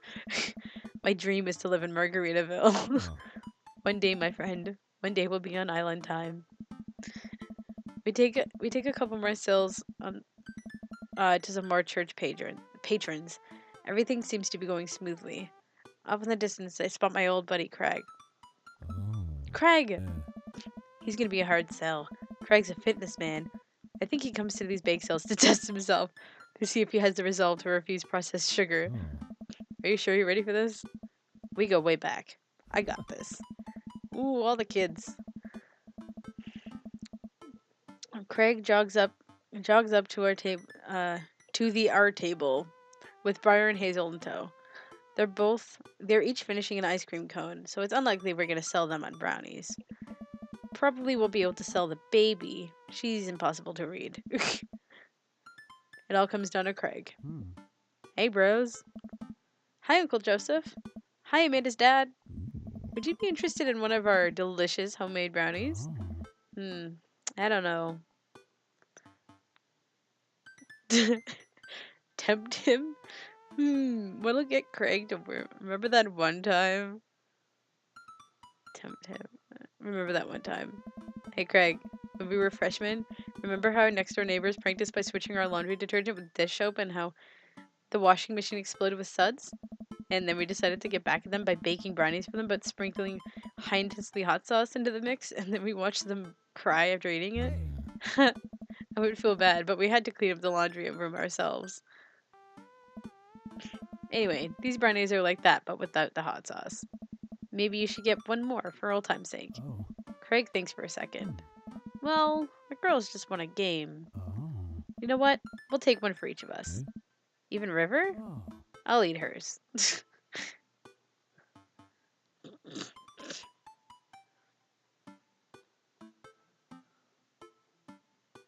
Joseph's first date. Oh my god, I have to like describe this to Karen. I can't spell. Hold on, I'm just texting Karen. Ernest. Eh. Is. Rep. Persona. Wow. I think she did. I think they did the Joseph date, so I feel like she should know this. Shit. Oh, wow. Holy fuck. That was eggplants and spit. You got yourself a deal. The day winds down and we're pretty much out of items to sell. Everyone starts packing up. Christy eventually comes back and immediately falls asleep in Joseph's folding chair. Box mix, huh? Mary saunters up to us. She looks like she'd rather be anywhere else than here. Oh. Oh, hi, honey. Yep, they're selling like hotcakes, which is actually they're just brownies. Cute Yeah. and boring and safe. Hey, Mary. Mary's eyes dart over to me. What's the rookie doing here? I was just hoping to introduce Fred to the rest of the community. Uh huh. You get a load of this freak. You get a load of this freak show. What? Weird folk is all. Holier than thou types. Hey. Don't you think, Fred? Mary, let the kid answer the question. Jesus. Shove a brownie in your mouth so you can't talk. They seem nice. They all seem they're really excited to help out the church. That's pretty cool, I guess. Mary, can we talk about this later? Give it a rest, buddy. Ugh. Jesus, all of her lines. Mice and Men, Grapes of Wrath, The Moon is Own, Tortilla Flats, Old Man in the Sea was Hemingway. I know Old Man in the Sea was Hemingway. I knew Steinbeck was Mice and Men, but I had a brain fart. Notice me, senpai. Oh, am I embarrassing you in front of your new friend? Oh my god, this is making Mary out to be such a bitch, but I mean, I loved her in the Robert date. Other than the fact that she was there on that date and I wanted to be alone with Robert. Joseph doesn't respond, trying his hardest to keep his cool. Can we please talk about this later? Sure thing, honey bear. Ah. Mary turns her attention to me. Hand over the cash. Jesus, I'm not trying to rob you. I'm in charge of the funds here. I hand over the cash we've made. It feels like a hefty wad, if I may say so myself. Ah. I have noticed you, senpai. Thanks. Hey. Now give me your wallet. What? Hey. Give me your wallet. You think this church is gonna fix itself? Mary. I'm kidding. Sorry, I'll work on the whole pretending to be happy thing. Mary leans in and whispers to me. He's really good at it. Mary walks off without saying goodbye. Yeesh. I'm really sorry about that. You okay? Brownie's fix everything. What's her deal? She really likes pushing your buttons, huh? Oh, yeah. Joseph shrugs. No marriage is perfect. Oh. You ready to head out? Joseph and I load the folding tables back into my car. Yeah. Christy nods off the moment Joseph straps her into the car seat. Hey. That's an Aaron like, hey. I drop Joseph off in front of his house. A small yawn sneaks out of me. Looks like I tuckered you out, huh? I'm a sleepy dad. I think I might finally be crashing from all the sugar. I won't keep you then. Oh. Thanks for helping out today. Happy to do it. Also happy to eat brownies. Oh. Well, next time I promise we'll do something a bit more exciting and a bit less free labor. And I'm very sorry about the whole thing with Mary. You shouldn't have had to see that. It's fine, really. Oh. You know, but first, I know, but first hang out domestic problems aren't a good look. You barely know me. Hey. Let me make it up to you next time. It won't be Margaritaville, but we'll do something fun. I promise. I smile. I'd like that. Hey. Oh, and one last thing. Joseph tosses a cling wrapped brownie through the window. It hits me in the face, but I'm able to catch it. It's the last one. You earned it. Joseph, please don't leave me alone with this brownie. Nope, too late. I'm already walking away. But Good one. bye. Joseph walks up to his home. He waves at me before carrying Christy inside. Well, looks like it's just you and me, Brownie.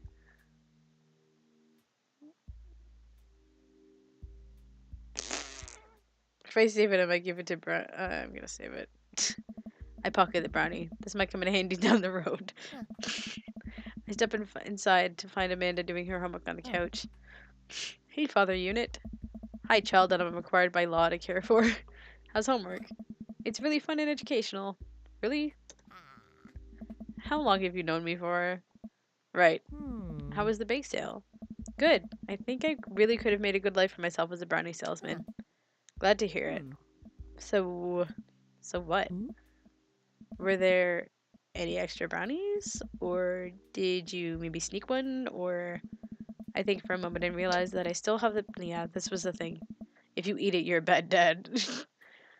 I still have the brownie that Joseph gave me. This would probably do better in someone else's stomach than mine. Heads up. Wait. I roll the brownie towards Amanda. It hits the wall behind her and falls on the ground. Nice throw. She scoops it up and smiles at me. Thanks, Pops. Hey, if you're not going to bed anytime soon, would you be game for some real shark hunters of Orange County? I thought the last hunter got eaten by a shark. He did. I sit down next to her and cozy up with a blanket. Awesome. Aw. Eat it. Amanda will eat it. There you go. What does he say? Please at least an A. I don't fuck this up. S. Gee. I've never had that much fun in my life. See, that doesn't even sound in character for Joseph in a way. It just sounded like Aaron saying, "Wow, I had so much fun." Like, anyway, that's probably just me being, just knowing. Welcome. Oh. Got dads. All right. So, what should I do? Oh, Brian Harding.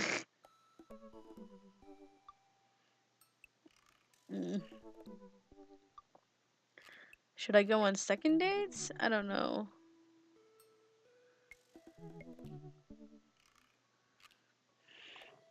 I did say that, like, it's like 11 now. It's been an hour-ish. If I do Robert, I'm finishing the game. I'm pretty sure. I don't know, guys. Should I go on second dates? Do you guys want to see the second dates? I can fully play this game. I don't even fucking care.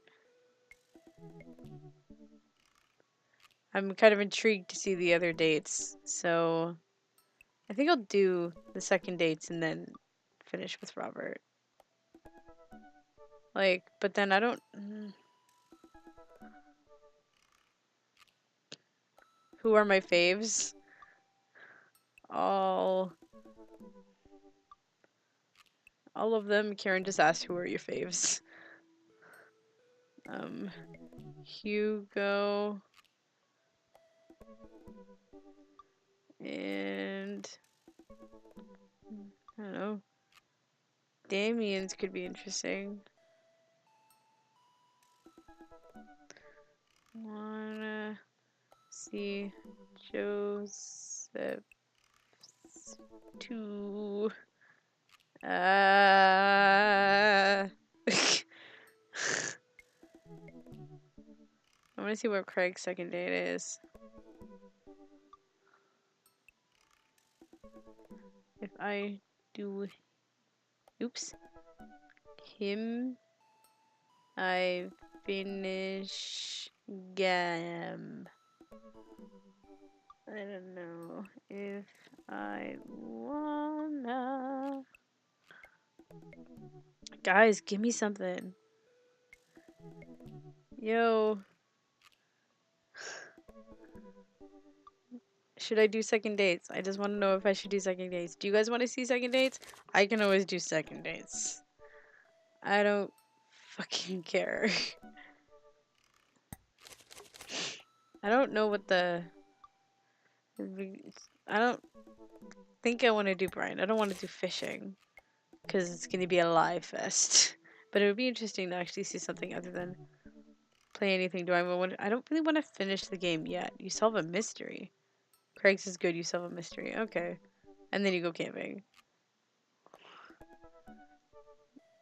I wanna do them. Oops. Oh. See, I feel like I'm gonna do second dates so that I can always come back to a save once I've finished with Robert and just go for any of them without having to go through all of that.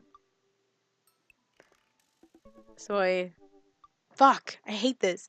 I'm looking at Robert's fucking picture and I want to just go for it because I miss him. I miss my bae. I just want to know what the end of. Sniffles. I want to know what it would be. What the end would be with Robert. Which might be something really adorable and vulnerable, maybe. I don't know. Ugh. But I feel like I'm like leading them all on if I'm just going for Robert, but then doing them all. Do all are fine. Alright, I'll do them all.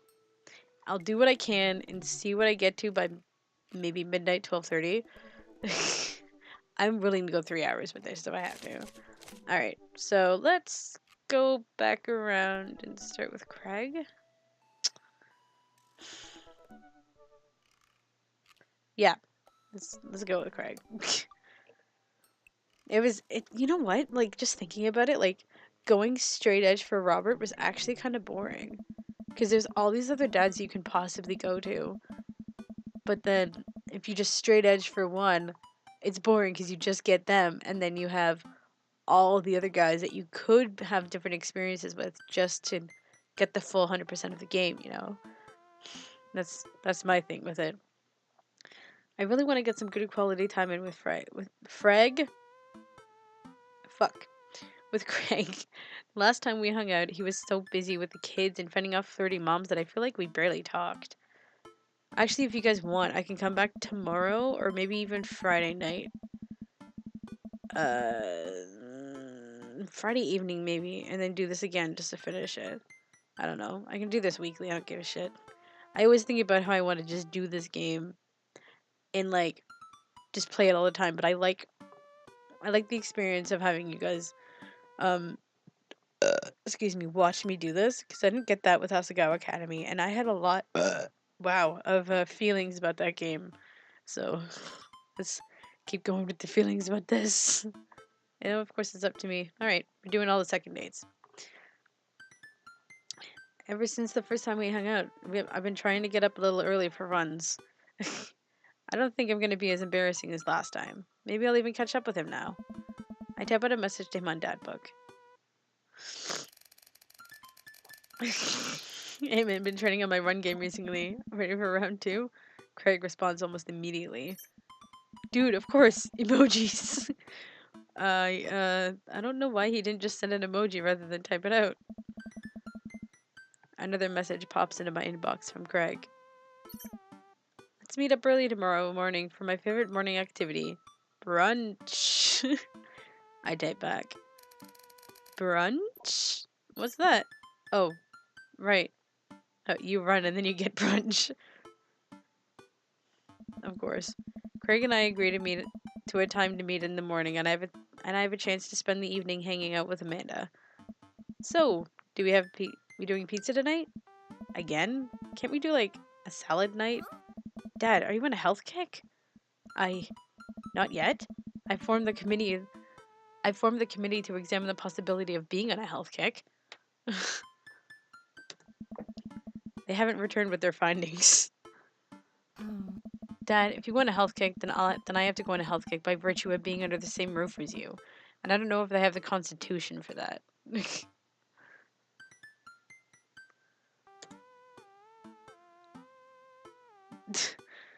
committee is still out. I was already made it. It's time. Don't worry about it.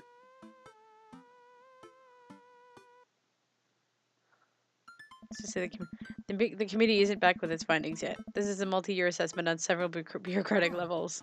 Well, Amanda picks up the phone and stares at me, unblinking as she dials. Hi, yes, can I get an extra large pizza with chicken, bacon, extra cheese, and tomatoes? And a couple of the garlic sauce cups. Amanda, you're going a little north here. Oh, right. Can you maybe throw some leaves in there or something? Yeah, he's going on a health kick. Yeah, we go. I know, it's tragic. Amanda listens for a second. Hold on, I'll ask. Dad, is oregano a salad? Oregano is not a salad. Can't blame me for trying. Nah, Rico, I'm talking to my dad. We'll just go with meat lover's fantasy. Sure. Say hi to the wife and kids for me. Amanda hangs up. Rico says hey. The food gets delivered and we plop down on the couch to eat some za. Just be careful. Running is a gateway drug. It's a slippery slope, Dad. First you go on a couple light jogs and before you know it you're converting the garage into a home gym and renewing your subscription to some sort of weekly kombucha delivery service. That's kind of not how it works depending on how you do it. If you want to do a lot of things at home, yeah, but like it's a lot more fun to run outside. I can say from experience, even though it was hot as fuck today. Well, it wasn't hot as fuck today when I went for a run, but it was windy as fuck, so that's something to be said. Question. Shoot. What's kombucha? Okay, so you aren't too far gone yet. I'm just giving you a hard time, Pops. I'm really happy you're running more and caring about your health. I want to keep you run for as long as possible. Thanks, kiddo. Speaking of which, I'm running with Craig tomorrow. You gonna be able to keep up with him? Hey. Probably not. We laugh and eat more pizza than is probably healthy in the name of carbo loading. I call it a night early so that I'm ready for tomorrow. Ugh, not something I do. When I first started running in the mornings, it was pretty hellish. Now that I'm a few sessions in, admittedly has become a little easier, despite it always ending in me heaving over a trash can. Is that what the runner's high is? Just dry heaving? No, it's not. It's breathing really hard and catching your breath. No, the runner's high is literally like, it just makes you feel better because you did a workout. That's literally all it is. I lace up my tennis shoes. Worst thing to run in. Throw on a t-shirt. I'm being really, really, really picky about these running things. From a writer's summit. I throw on a t-shirt from a writer's summit I went to 20 years ago and head out to the door at on a moderate jog. Craig is already outside with River strapped to his chest. So, like, I heard something that it's implied that, I think I watched Karen's stream, and it's implied that, your dad is like, I'm just filing my nails really quick, is that your dad is like some sort of freelance writer or something, and, can relate. I'm not really a freelance writer, but that's kind of something I want to be, but like nothing journalism-y. I'm being picky right now, and I'm gonna stop. But yeah, like that's apparently what the job is for the like what your dad like does. Like I was surprised that in the beginning you didn't like pick a career, but that would have been like interesting actually for someone like, and then you'd be able to talk about your job, or maybe that's just me thinking about how I would have made this game. But like I guess they wouldn't have much to say about it or something, or they'd have to do research on jobs or something, and that's a thing. He's dressed head to toe in color coordinated running gear. I love how this picture is still him in PJ pants. Wow, I look like a total schlub next to this guy. Hey, bro. Morning, Craig. River gonna be running with us? Best as she can. We're taking you to the limit, aren't we, kiddo? Oh, goo. Oh, I know what that means. Craig hands her a stuffed toy, which makes her smile ear to ear. Aww. That's Arnold the capybara. Sometimes it's the only thing that'll get her to stop crying. Oh, I've been there. Amanda had a stuffed panda that she carried around everywhere. She would have a tantrum even if we tried to wash it. It was gross. Shake that baby. Yeah, I know, right? That's all I'm thinking of. Depending on how closely, strapped she is. So you've been running lately? every morning for 30 minutes. I'm basically an elite athlete by this point. I run for about an hour or 2 hours ish. It really depends on how far you go and how long it takes you. Jog that with a literal baby strapped to your chest. This is Craig. I just assume that Craig has these superpowers that help her not die. Ha, well, we'll try and keep up. So, where are we headed? Oh. I was thinking that we could do a couple laps around the park. Okay, that sounds reasonable. Oh. Then we'll do some hill climbs up a slope. Okay, I could probably handle that. And then we'll close it off by doing some wilderness survival hike running to increase our agility. I'm suddenly struck with the overwhelming need to crawl back into bed. That sound okay to you? I usually like to throw some timed murder sprints in there, but I'll go easy on you since you're a beginner. That sounds like something I'm physically able to physically do. Great, let's get started. Oh. The baby's like 4 years old. How? What? Because she was shook. Because she was shook a lot. No, she can only say goo now. Fuck off. Craig and I finally arrive at the park. A few other lone joggers make their way around the perimeter, and River waves enthusiastically at everyone we pass. Aw, it's a lot more peaceful in the mornings. Yeah, it actually kind of is. There's a few walkers, but I mean, when you're running on like a bike path or something, and then there's like this people like at a waterfront park, it's just so nice. I am bragging. I'm gonna stop. Um, it's a lot more peaceful in the mornings, aside from birds chirping and River gurgling away in the stroller. Oh, okay. That is that's continuity error. In the stroller, she was strapped to his chest a minute ago, and now she's in a stroller. He could have just said that she showed up in a stroller. Or that there was a stroller there when he showed up with River on his chest. That would have made a lot more fucking sense. Alright, good warm up. That was the warm up. Hey. Let's start the show. Nice. But wait. Craig reaches into his bag and tosses me a water bottle. I fumble it, but thankfully don't drop it. You gotta hydrate, bro. I take a long drink from the water bottle and feel reinvigorated. Man, I don't drink enough water. Hey. I look down and pick up Arnold, River's toy, and hand it back to her. Must have dropped this. Thanks for looking out, bro. Dude. You ready? Yeah. Always ready. We finally finish our however many teenth lap around the park. I'm breathing heavily, but I can't believe I actually didn't lose Craig. He's even breathing heavily too, which makes me feel a little better. I look down at my shirt and notice that I'm drenched in sweat. Huh. Almost looks like your frowny face. That's one. What? Hey. I'm just kidding. Go hustle out there. I'm really impressed.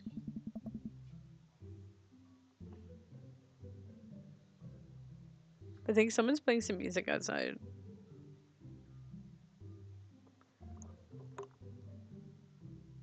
I have my door open because we turned off the air conditioning because the breeze is nice. But oh my god, that just scared me for a second.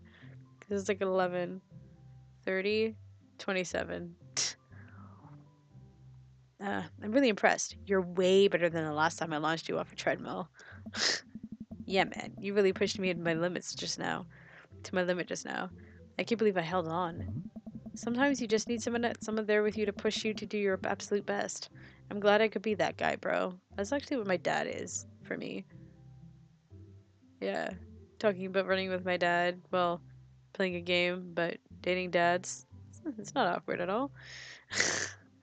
He's been pushing me to sprint home, and I do that, but like he did it before the threshold that I start doing it today, and I'm like, Dad, give me a fucking break here. dot dot dot. Who's ready for hill climbs? Blap. Hill climbs are actually kind of fun. There's my little cheerleader. Fred, you ready? Uh. You bet. Craig takes me to a separate portion of the park where there's a steep hill that seems to go up forever. I strain my eyes to see some other joggers at the top. So what do we do now? We run up the thing. That looks like a lot. Fred, there's two things you need to know about this hill. One, don't stop running until you get to the top. And two, Craig points to the top of the hill. Dude. That's not the top. Let's do this. I finally reached the top of the hill after making my way past what I originally thought was the top of the hill. Once there, I hunch over onto my knees and gasp for air. My lungs are like daggers poking my ribs. I can feel my heart in my ears. River, I'm having a moment. Please. Ooh boy. Craig looks like he's taking a beating as well. Ha. He is so he is human. Nice. Fred, put your arms on your head and stretch out your elbows. It'll help you breathe better. That I can kind of confirm is legit. Someone at soccer told me about that. So I do that. But it doesn't excuse me, help as much as I think it does, but it helps a bit. Oh my god. I do as Craig says. It feels a little better, but I'm still in agony. And here. Craig tosses me the water bottle again. I hydrated like my life depends on it. Thanks, dude. Hey. Phenomenal work. You feel the lightness in your head? That's the runner's high. Oh, that's it. I thought I was just, dying. Want to take it slow for a bit? I would like that very much. As we're catching our breath, River starts crying. Oh, look at your little face. Oh my gosh. It's breaking my fucking heart. What's wrong, Sweet Pea? Do you want to play with Arnold? River's right face kills me inside. As I texted Karen and I can't spell face for my life. Why is my phone still... Okay, it's not as hot. Good. Craig looks around us. Nice. Oh boy. Man down. I think we lost Arnold. River keeps wailing. Oh, tears. I've abandoned my child. My child's toy. We gotta find him, dude. It should be simple, right? We just gotta retrace our steps. I remember River last having it down at the bottom of the hill. Craig and I jogged down the path, searching high and low for the stuffed capybara, which Craig takes the time to explain to me is a large rodent native to South America. We get to the place where River might have dropped it, but it's nowhere to be found. It's still nowhere to be found. Looks like we've got a mystery on our hands. We have to get to the bottom of this. I suspect foul play. Looks like this is a prime case for world-renowned Detective Fitchstones. Dude, it's time for a bro adventure. You mean a bro venture? I almost said it anyway. We high five and decide to jog back to the park to see if we can find any leads. So it looks like there's a couple more places to check and some bros around here that we could interrogate. Sounds good. Nice. Wait, who's good cop and who's bad cop? I think about it for a second. Well, I think that with your stature and overall resilience, you can make an intimidating bad cop. But on the other hand, you do have an adorable baby strapped to your chest, so that softens the edges a bit. All valid points. You think you could make a good cop because of your congenial attitude and willingness to try new things? But then again, I've seen how you get when there are too many commercial breaks during a show. So you have the potential to be a scary bad cop. I don't want to have to watch Meet Hell 3-minute segments with 5 minutes of commercials in between. And they're loud. The commercials are too loud. I just want to watch my shows in peace without people yelling at me to buy wiper fluid and stuff. Hey. Case in point. Let's play it moment by moment. Smart. Nice. So, where to, Protective?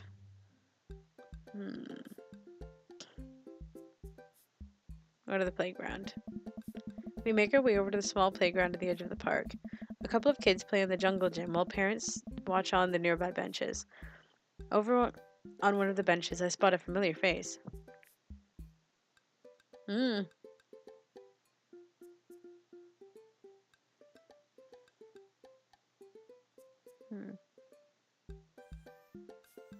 Interrogate Joseph. Why? Look for clues. Craig and I, two grown adults, walked into the playground and began examining it meticulously for clues. There's no forensic evidence here, no stray capybara hairs at least. After searching fruitlessly for some time, we look up. All of the parents are staring at us. We smile and wave as we awkwardly slink away. We head back to the playground. Interrogate Joseph. Let's see what Joseph's up to. We jog over to Joseph, who seems to be engrossed in his book. Mhm. Joseph! Eh. Joseph nearly drops his book. Yeah. Hey guys. I didn't think I'd see you out here, Fred.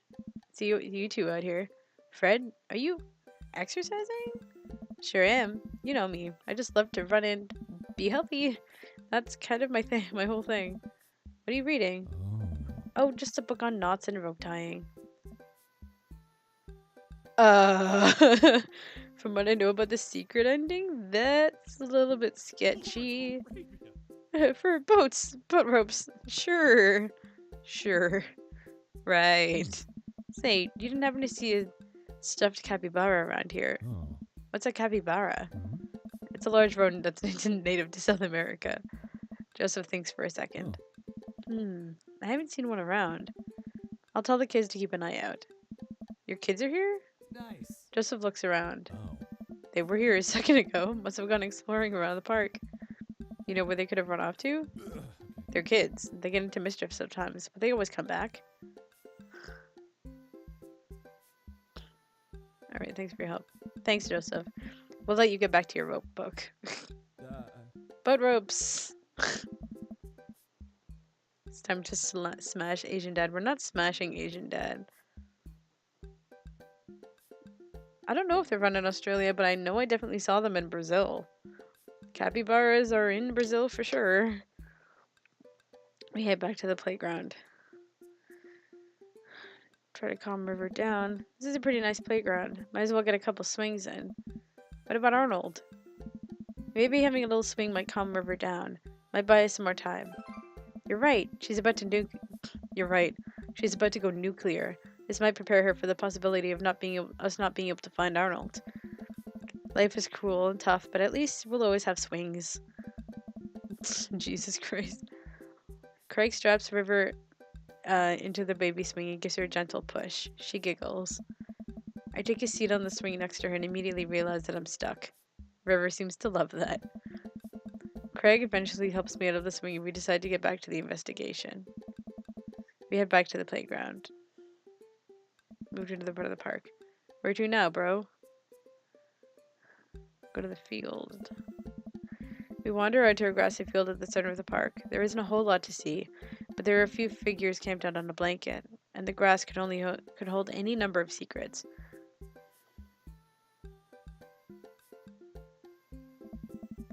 Let's talk to Matt and his daughter. Carmencita spots us from across the way and waves. She's sitting down with her dad on a sunny green patch of grass. We jog over. Hey, dudes. Hey, bro. We just sat down for a picnic. Want some snacks? Got anything to increase my glycogen reserves? We have apple slices? Oh. Thank you very much, tiny bro, but I should be fine. Hey. You guys working out? Good day for it. Yep, I'm the picture of health and athleticism. Nice. Good transition, Fred. Say, you haven't seen a stuffed capybara around here anywhere, have you? What's a capybara? It's a large rodent that's native to South America. Wait a second. How do you know what a capybara is? You wouldn't happen to have had hands-on experience with one recently, would you? We learned about capybaras in the 4th grade. I think it's more suspicious that you know what a capybara is. Hey. Oh my god. What if I took Arnold? What if I'm the culprit and just don't remember? I quickly check my body for any Polaroids. I might have kept to my person to remind me of who to trust and who not to trust. I saw Memento once, and I'm pretty sure that's how it works. I want to see Memento, just to see what that is. Fuck, I'm tired. Nothing. But if that's what I wanted to do to my... But what if that's what I wanted myself to think? No, Fred, don't let them win. I shake off the thought. I saw a couple of squirrels over by that tree, though. I don't know if that helps, but if you want to see some cute squirrels, you should definitely check it out. I don't know. Thanks for the hot squirrel tip, Carmencita. Hmm. Well, we better get moving. Gotta find that capybara before River here has a breakdown. Hey. Good luck. Let me get some apples for the road, though. Carmencita hooks me up with some road slices, and we're on our way. We maneuver back to the field. Where did the suspect say the squirrels would be again? Shit.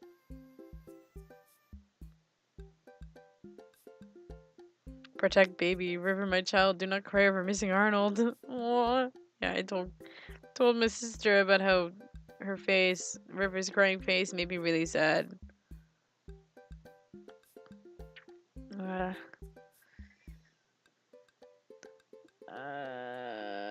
I think it was the tree. Oh, there we go. Ah, there they are.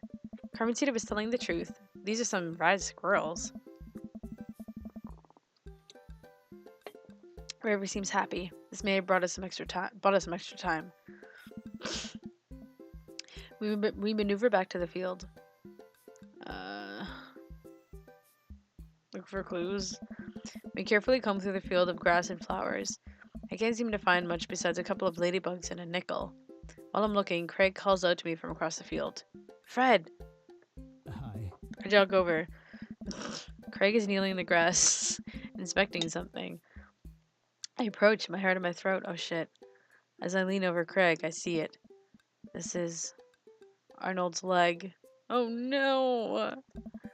I put my hand over River's eyes. No one should have to be subjected to this senseless violence. My God, who or what would do this? Hi. I don't know, but I think we might be dealing with something beyond our grasp. I can't look at this anymore. I turn around trying to wipe the image of the stuffing strewn across the ground from my mind. Oh. We're running out of time. It may already be too late. Bag it and tag it. Let's keep moving. We maneuver back to the field. I don't want to interrogate River. Move to another part of the park. I've deduced where we should go next. Go to the woods. We haven't been in the woods. We make our way to the outskirts of the park, where a couple of benches by the dense tree line. There are a couple of benches by the dense tree line. Looks like Robert's here all by himself. This also seems like the perfect place to look for a clue. Interrogate Robert. Why not? Maybe Robert saw something. We walk over to Robert's bench. Hey, Rob. Don't call me that. Hey, okay. Hi, Robert. Don't call me that either. Okay. Hey, buddy. I don't know. What are you up to? Oh. Thinking. This is my thinking bench. I have to get a solid 2 to 3 hours of brooding in per day, filling quotas. Have you by any chance seen a small stuffed capybara around? A capybara it's a large rodent native to South America. I know. Oh. So you have seen one? Hey. A stuffed one. Not a real one. That would be weird.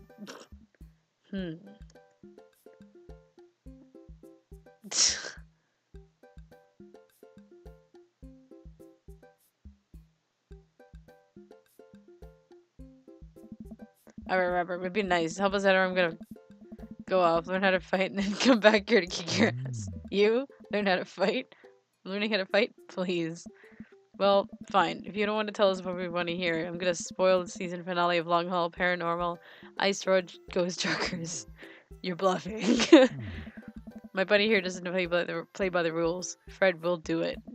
Callum and Flint crash into a haunted... Excuse me? Stop! You're a monster!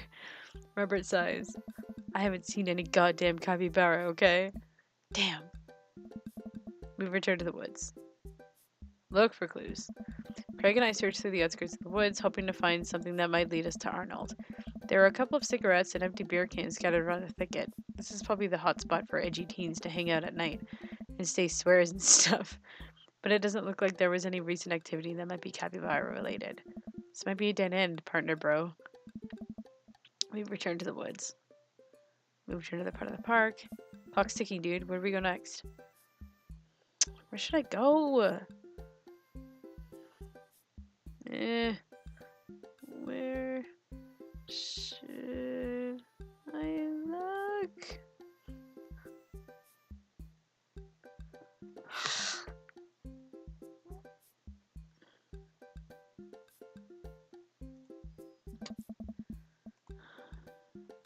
Okay, well, I haven't picked this option. Wait, let me try this. It's always the culprit you least expect. I get eye to eye with River, who still looks like she's on the verge of tears. Dude. Fuck! I'm so. I already went woods. Oh, good. If I went bad, I probably would have fucked it up. Hey, sweetie, believe me, nobody wants you to find your capybara more than me. But we need more clues, and I think somewhere in that baby brain of yours, you might have something that'll lead us to the perp. So what do you say, kiddo? Meh. I turn to Craig. We're getting nowhere with the witness. We maneuver back to the field. I'm starting to put the pieces of this case together, or I have indigestion. We better keep moving. Oh my god, I need a guide? Of course I do. Fuck.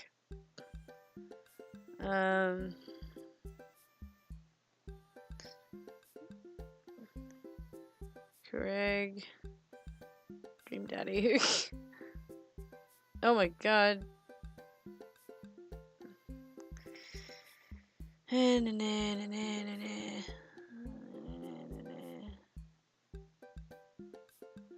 Select the shortest options. Be sure to save the game before searching for River's capybara. It sounds a little suspect.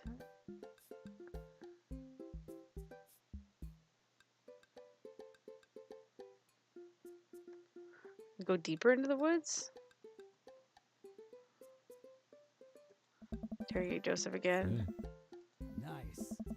They would know where Kristen and Chrissy have gone. They're kids. They get sometimes. Sounds a little suspect. Mischief, you say. Wait, am I being interrogated right now? No, yes. Just doing her due diligence, Joseph. Arnold means a lot to River here. I mean, you're more than welcome to ask Christian and Christy. I mean, like, I imagine they have their ears to the ground on all the latest playground drama. They might be somewhere around in the woods. Thanks, Joseph. But, like, we'll get back to your rope work. But ropes. Or another part of the park. They're still looking together for not long. Her tiny eyes betray barely concealed boiling rage just beneath the surface or something. She's a baby. I don't know. Let's move. Head back to the woods. It seems to see that shit's in the woods. Joseph's twins must be around here somewhere. It doesn't say I can go deeper into the woods. Don't want to grow Robert again. Move his bench. Oh Christ, what now?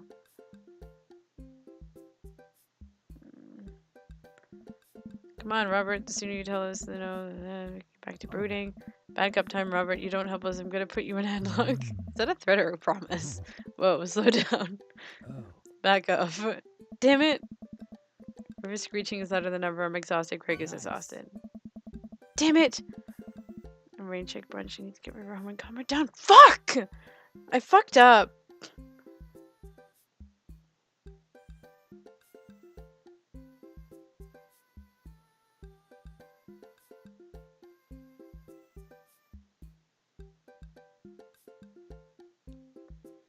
This sounds like my life. Alright, let's see if we can load a bit of the Craig date here. Fuck. Wow, this helps. I want to see if I didn't fully save. Oh, it just auto-saved me here? Fuck.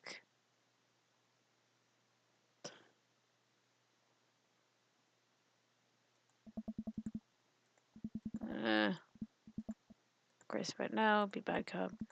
I'm gonna keep being vaguely fighting until you sell something useful. Told you I haven't seen a capybara. What is you guys' damage? Damn again. Fuck.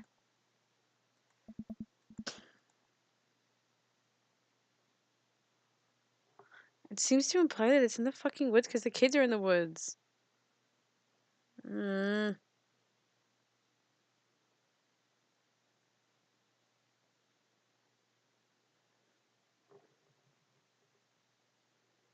I should have used the guys fully for this.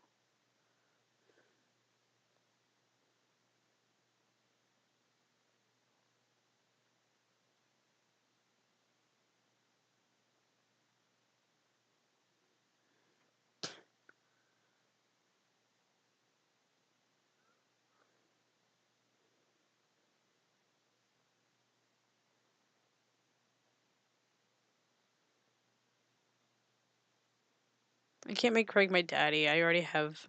I'm committed. Karen, stop.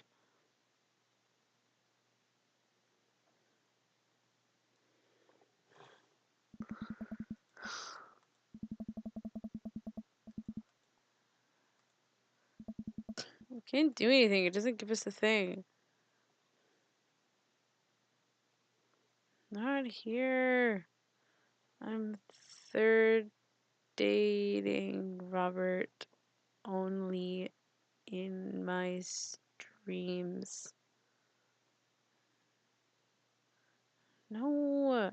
She's trying to bait me with the ending. No, it's not gonna happen. Robert only at the moment. I know it's good. Does not this time. Jesus. She's really trying to convince me on fucking anything.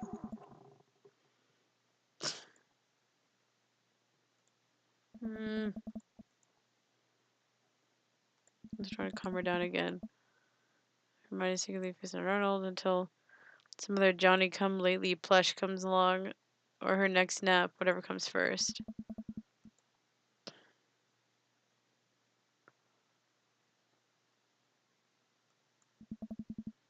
Eh. Hmm? Just began, you would have before Kristen and Christy have Ooh, gone. Her kids. Oh shit. uh, I'd picked the wrong. Whatever. She's literally just gonna. She's gonna cry, and that's what it's gonna be. Because I can't get that deeper into the woods shit.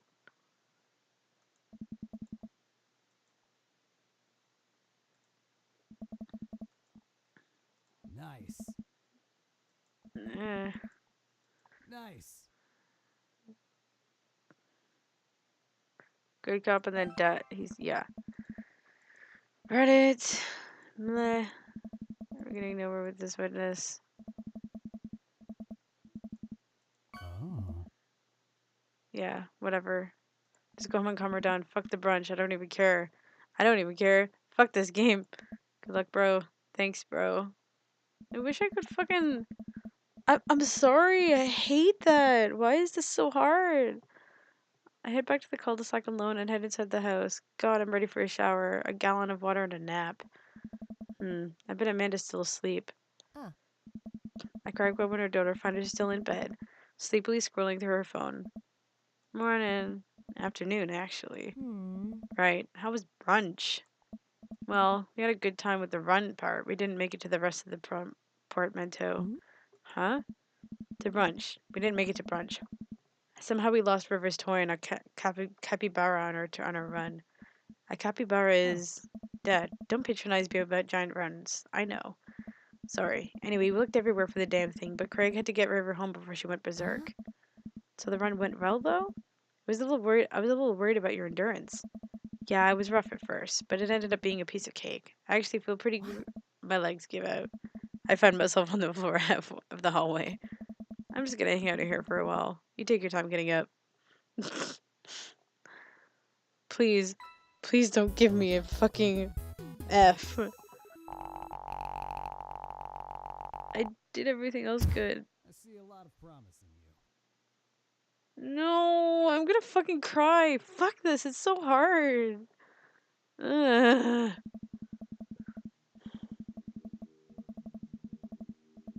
Oh, what's going on here? It's a beautiful night and the air smells so fresh, so I decided to take the long way home.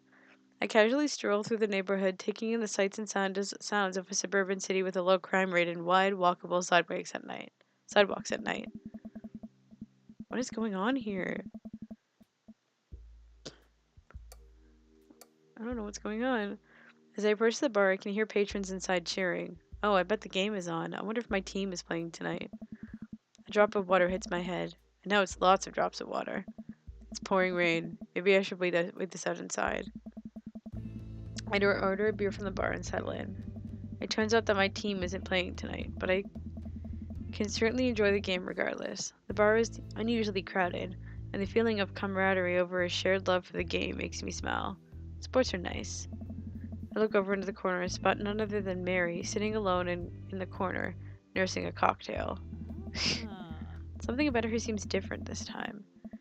Now that she's by herself, not hanging off some younger guy, she looks so sad. Hey. She looks up half-heartedly raises her glass to me before staring off into the middle distance.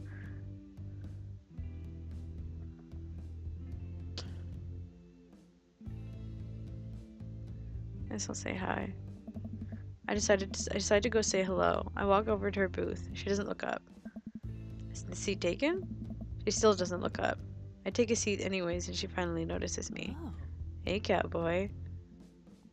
You alright? Never better.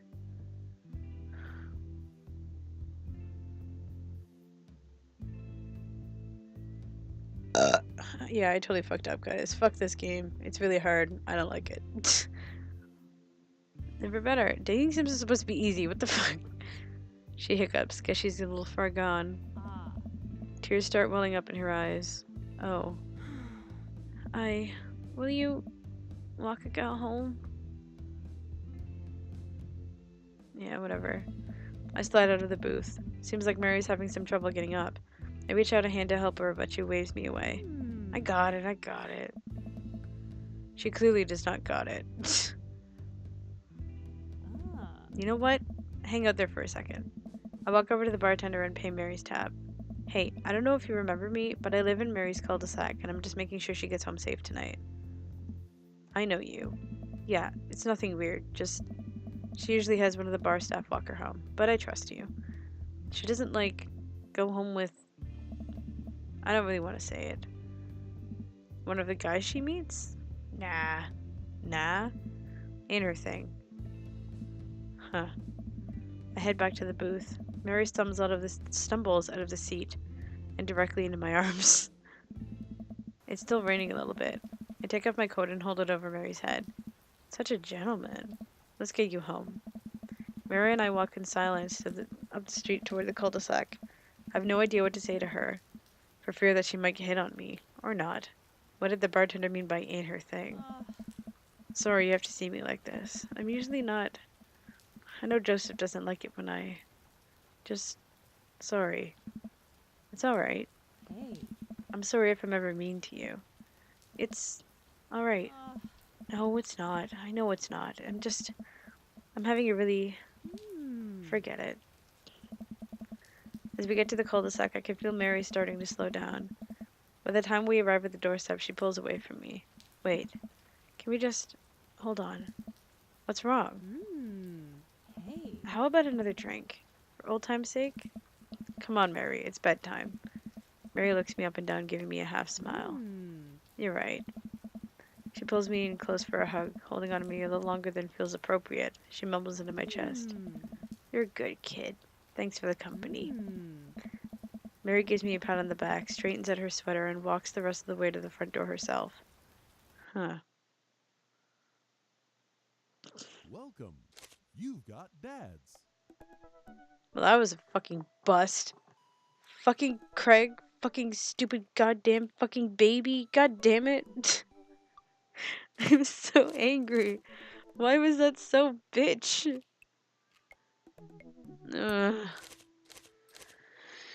Ugh. I'm so mad. I want to do one more. I love it when I tried to tell Karen about what was going on with this without her coming on to watch it, that she just keeps trying to convince me to go Craig. Like, this is Robert Root, man. This is the Robert Root playthrough. I'm not doing anyone else fully. Let's just do second date of Hugo and get the literature nerd out of the way. Okay, bye. Mr. better at sleeping than I am. I should take Hugo up on his offer to hang out. I had a lot of fun with him at the aquarium. I type out a message to him on Dadbook. Hey, still want a cheese? Still want a cheese board? Hugo responds within a few minutes. Colin is still being a humongous shithead. He won't stop sending the same picture of Jackie Chan in a mesh shirt to the printer, and it's a nice picture, but it's wasting all my paper. Whoops, sorry, I meant that for another teacher. But seriously, he's insufferable. Where's pictures of there's pictures of Jackie Chan everywhere. Oh, okay, you guys are going. Alright, bye. Alright, I guess I'll save this and I'll save it and head out. Well, thanks for watching anyway. That date was a fucking bust. FML. Alrighty. See y'all later. I saved, so it's all good. So, bye.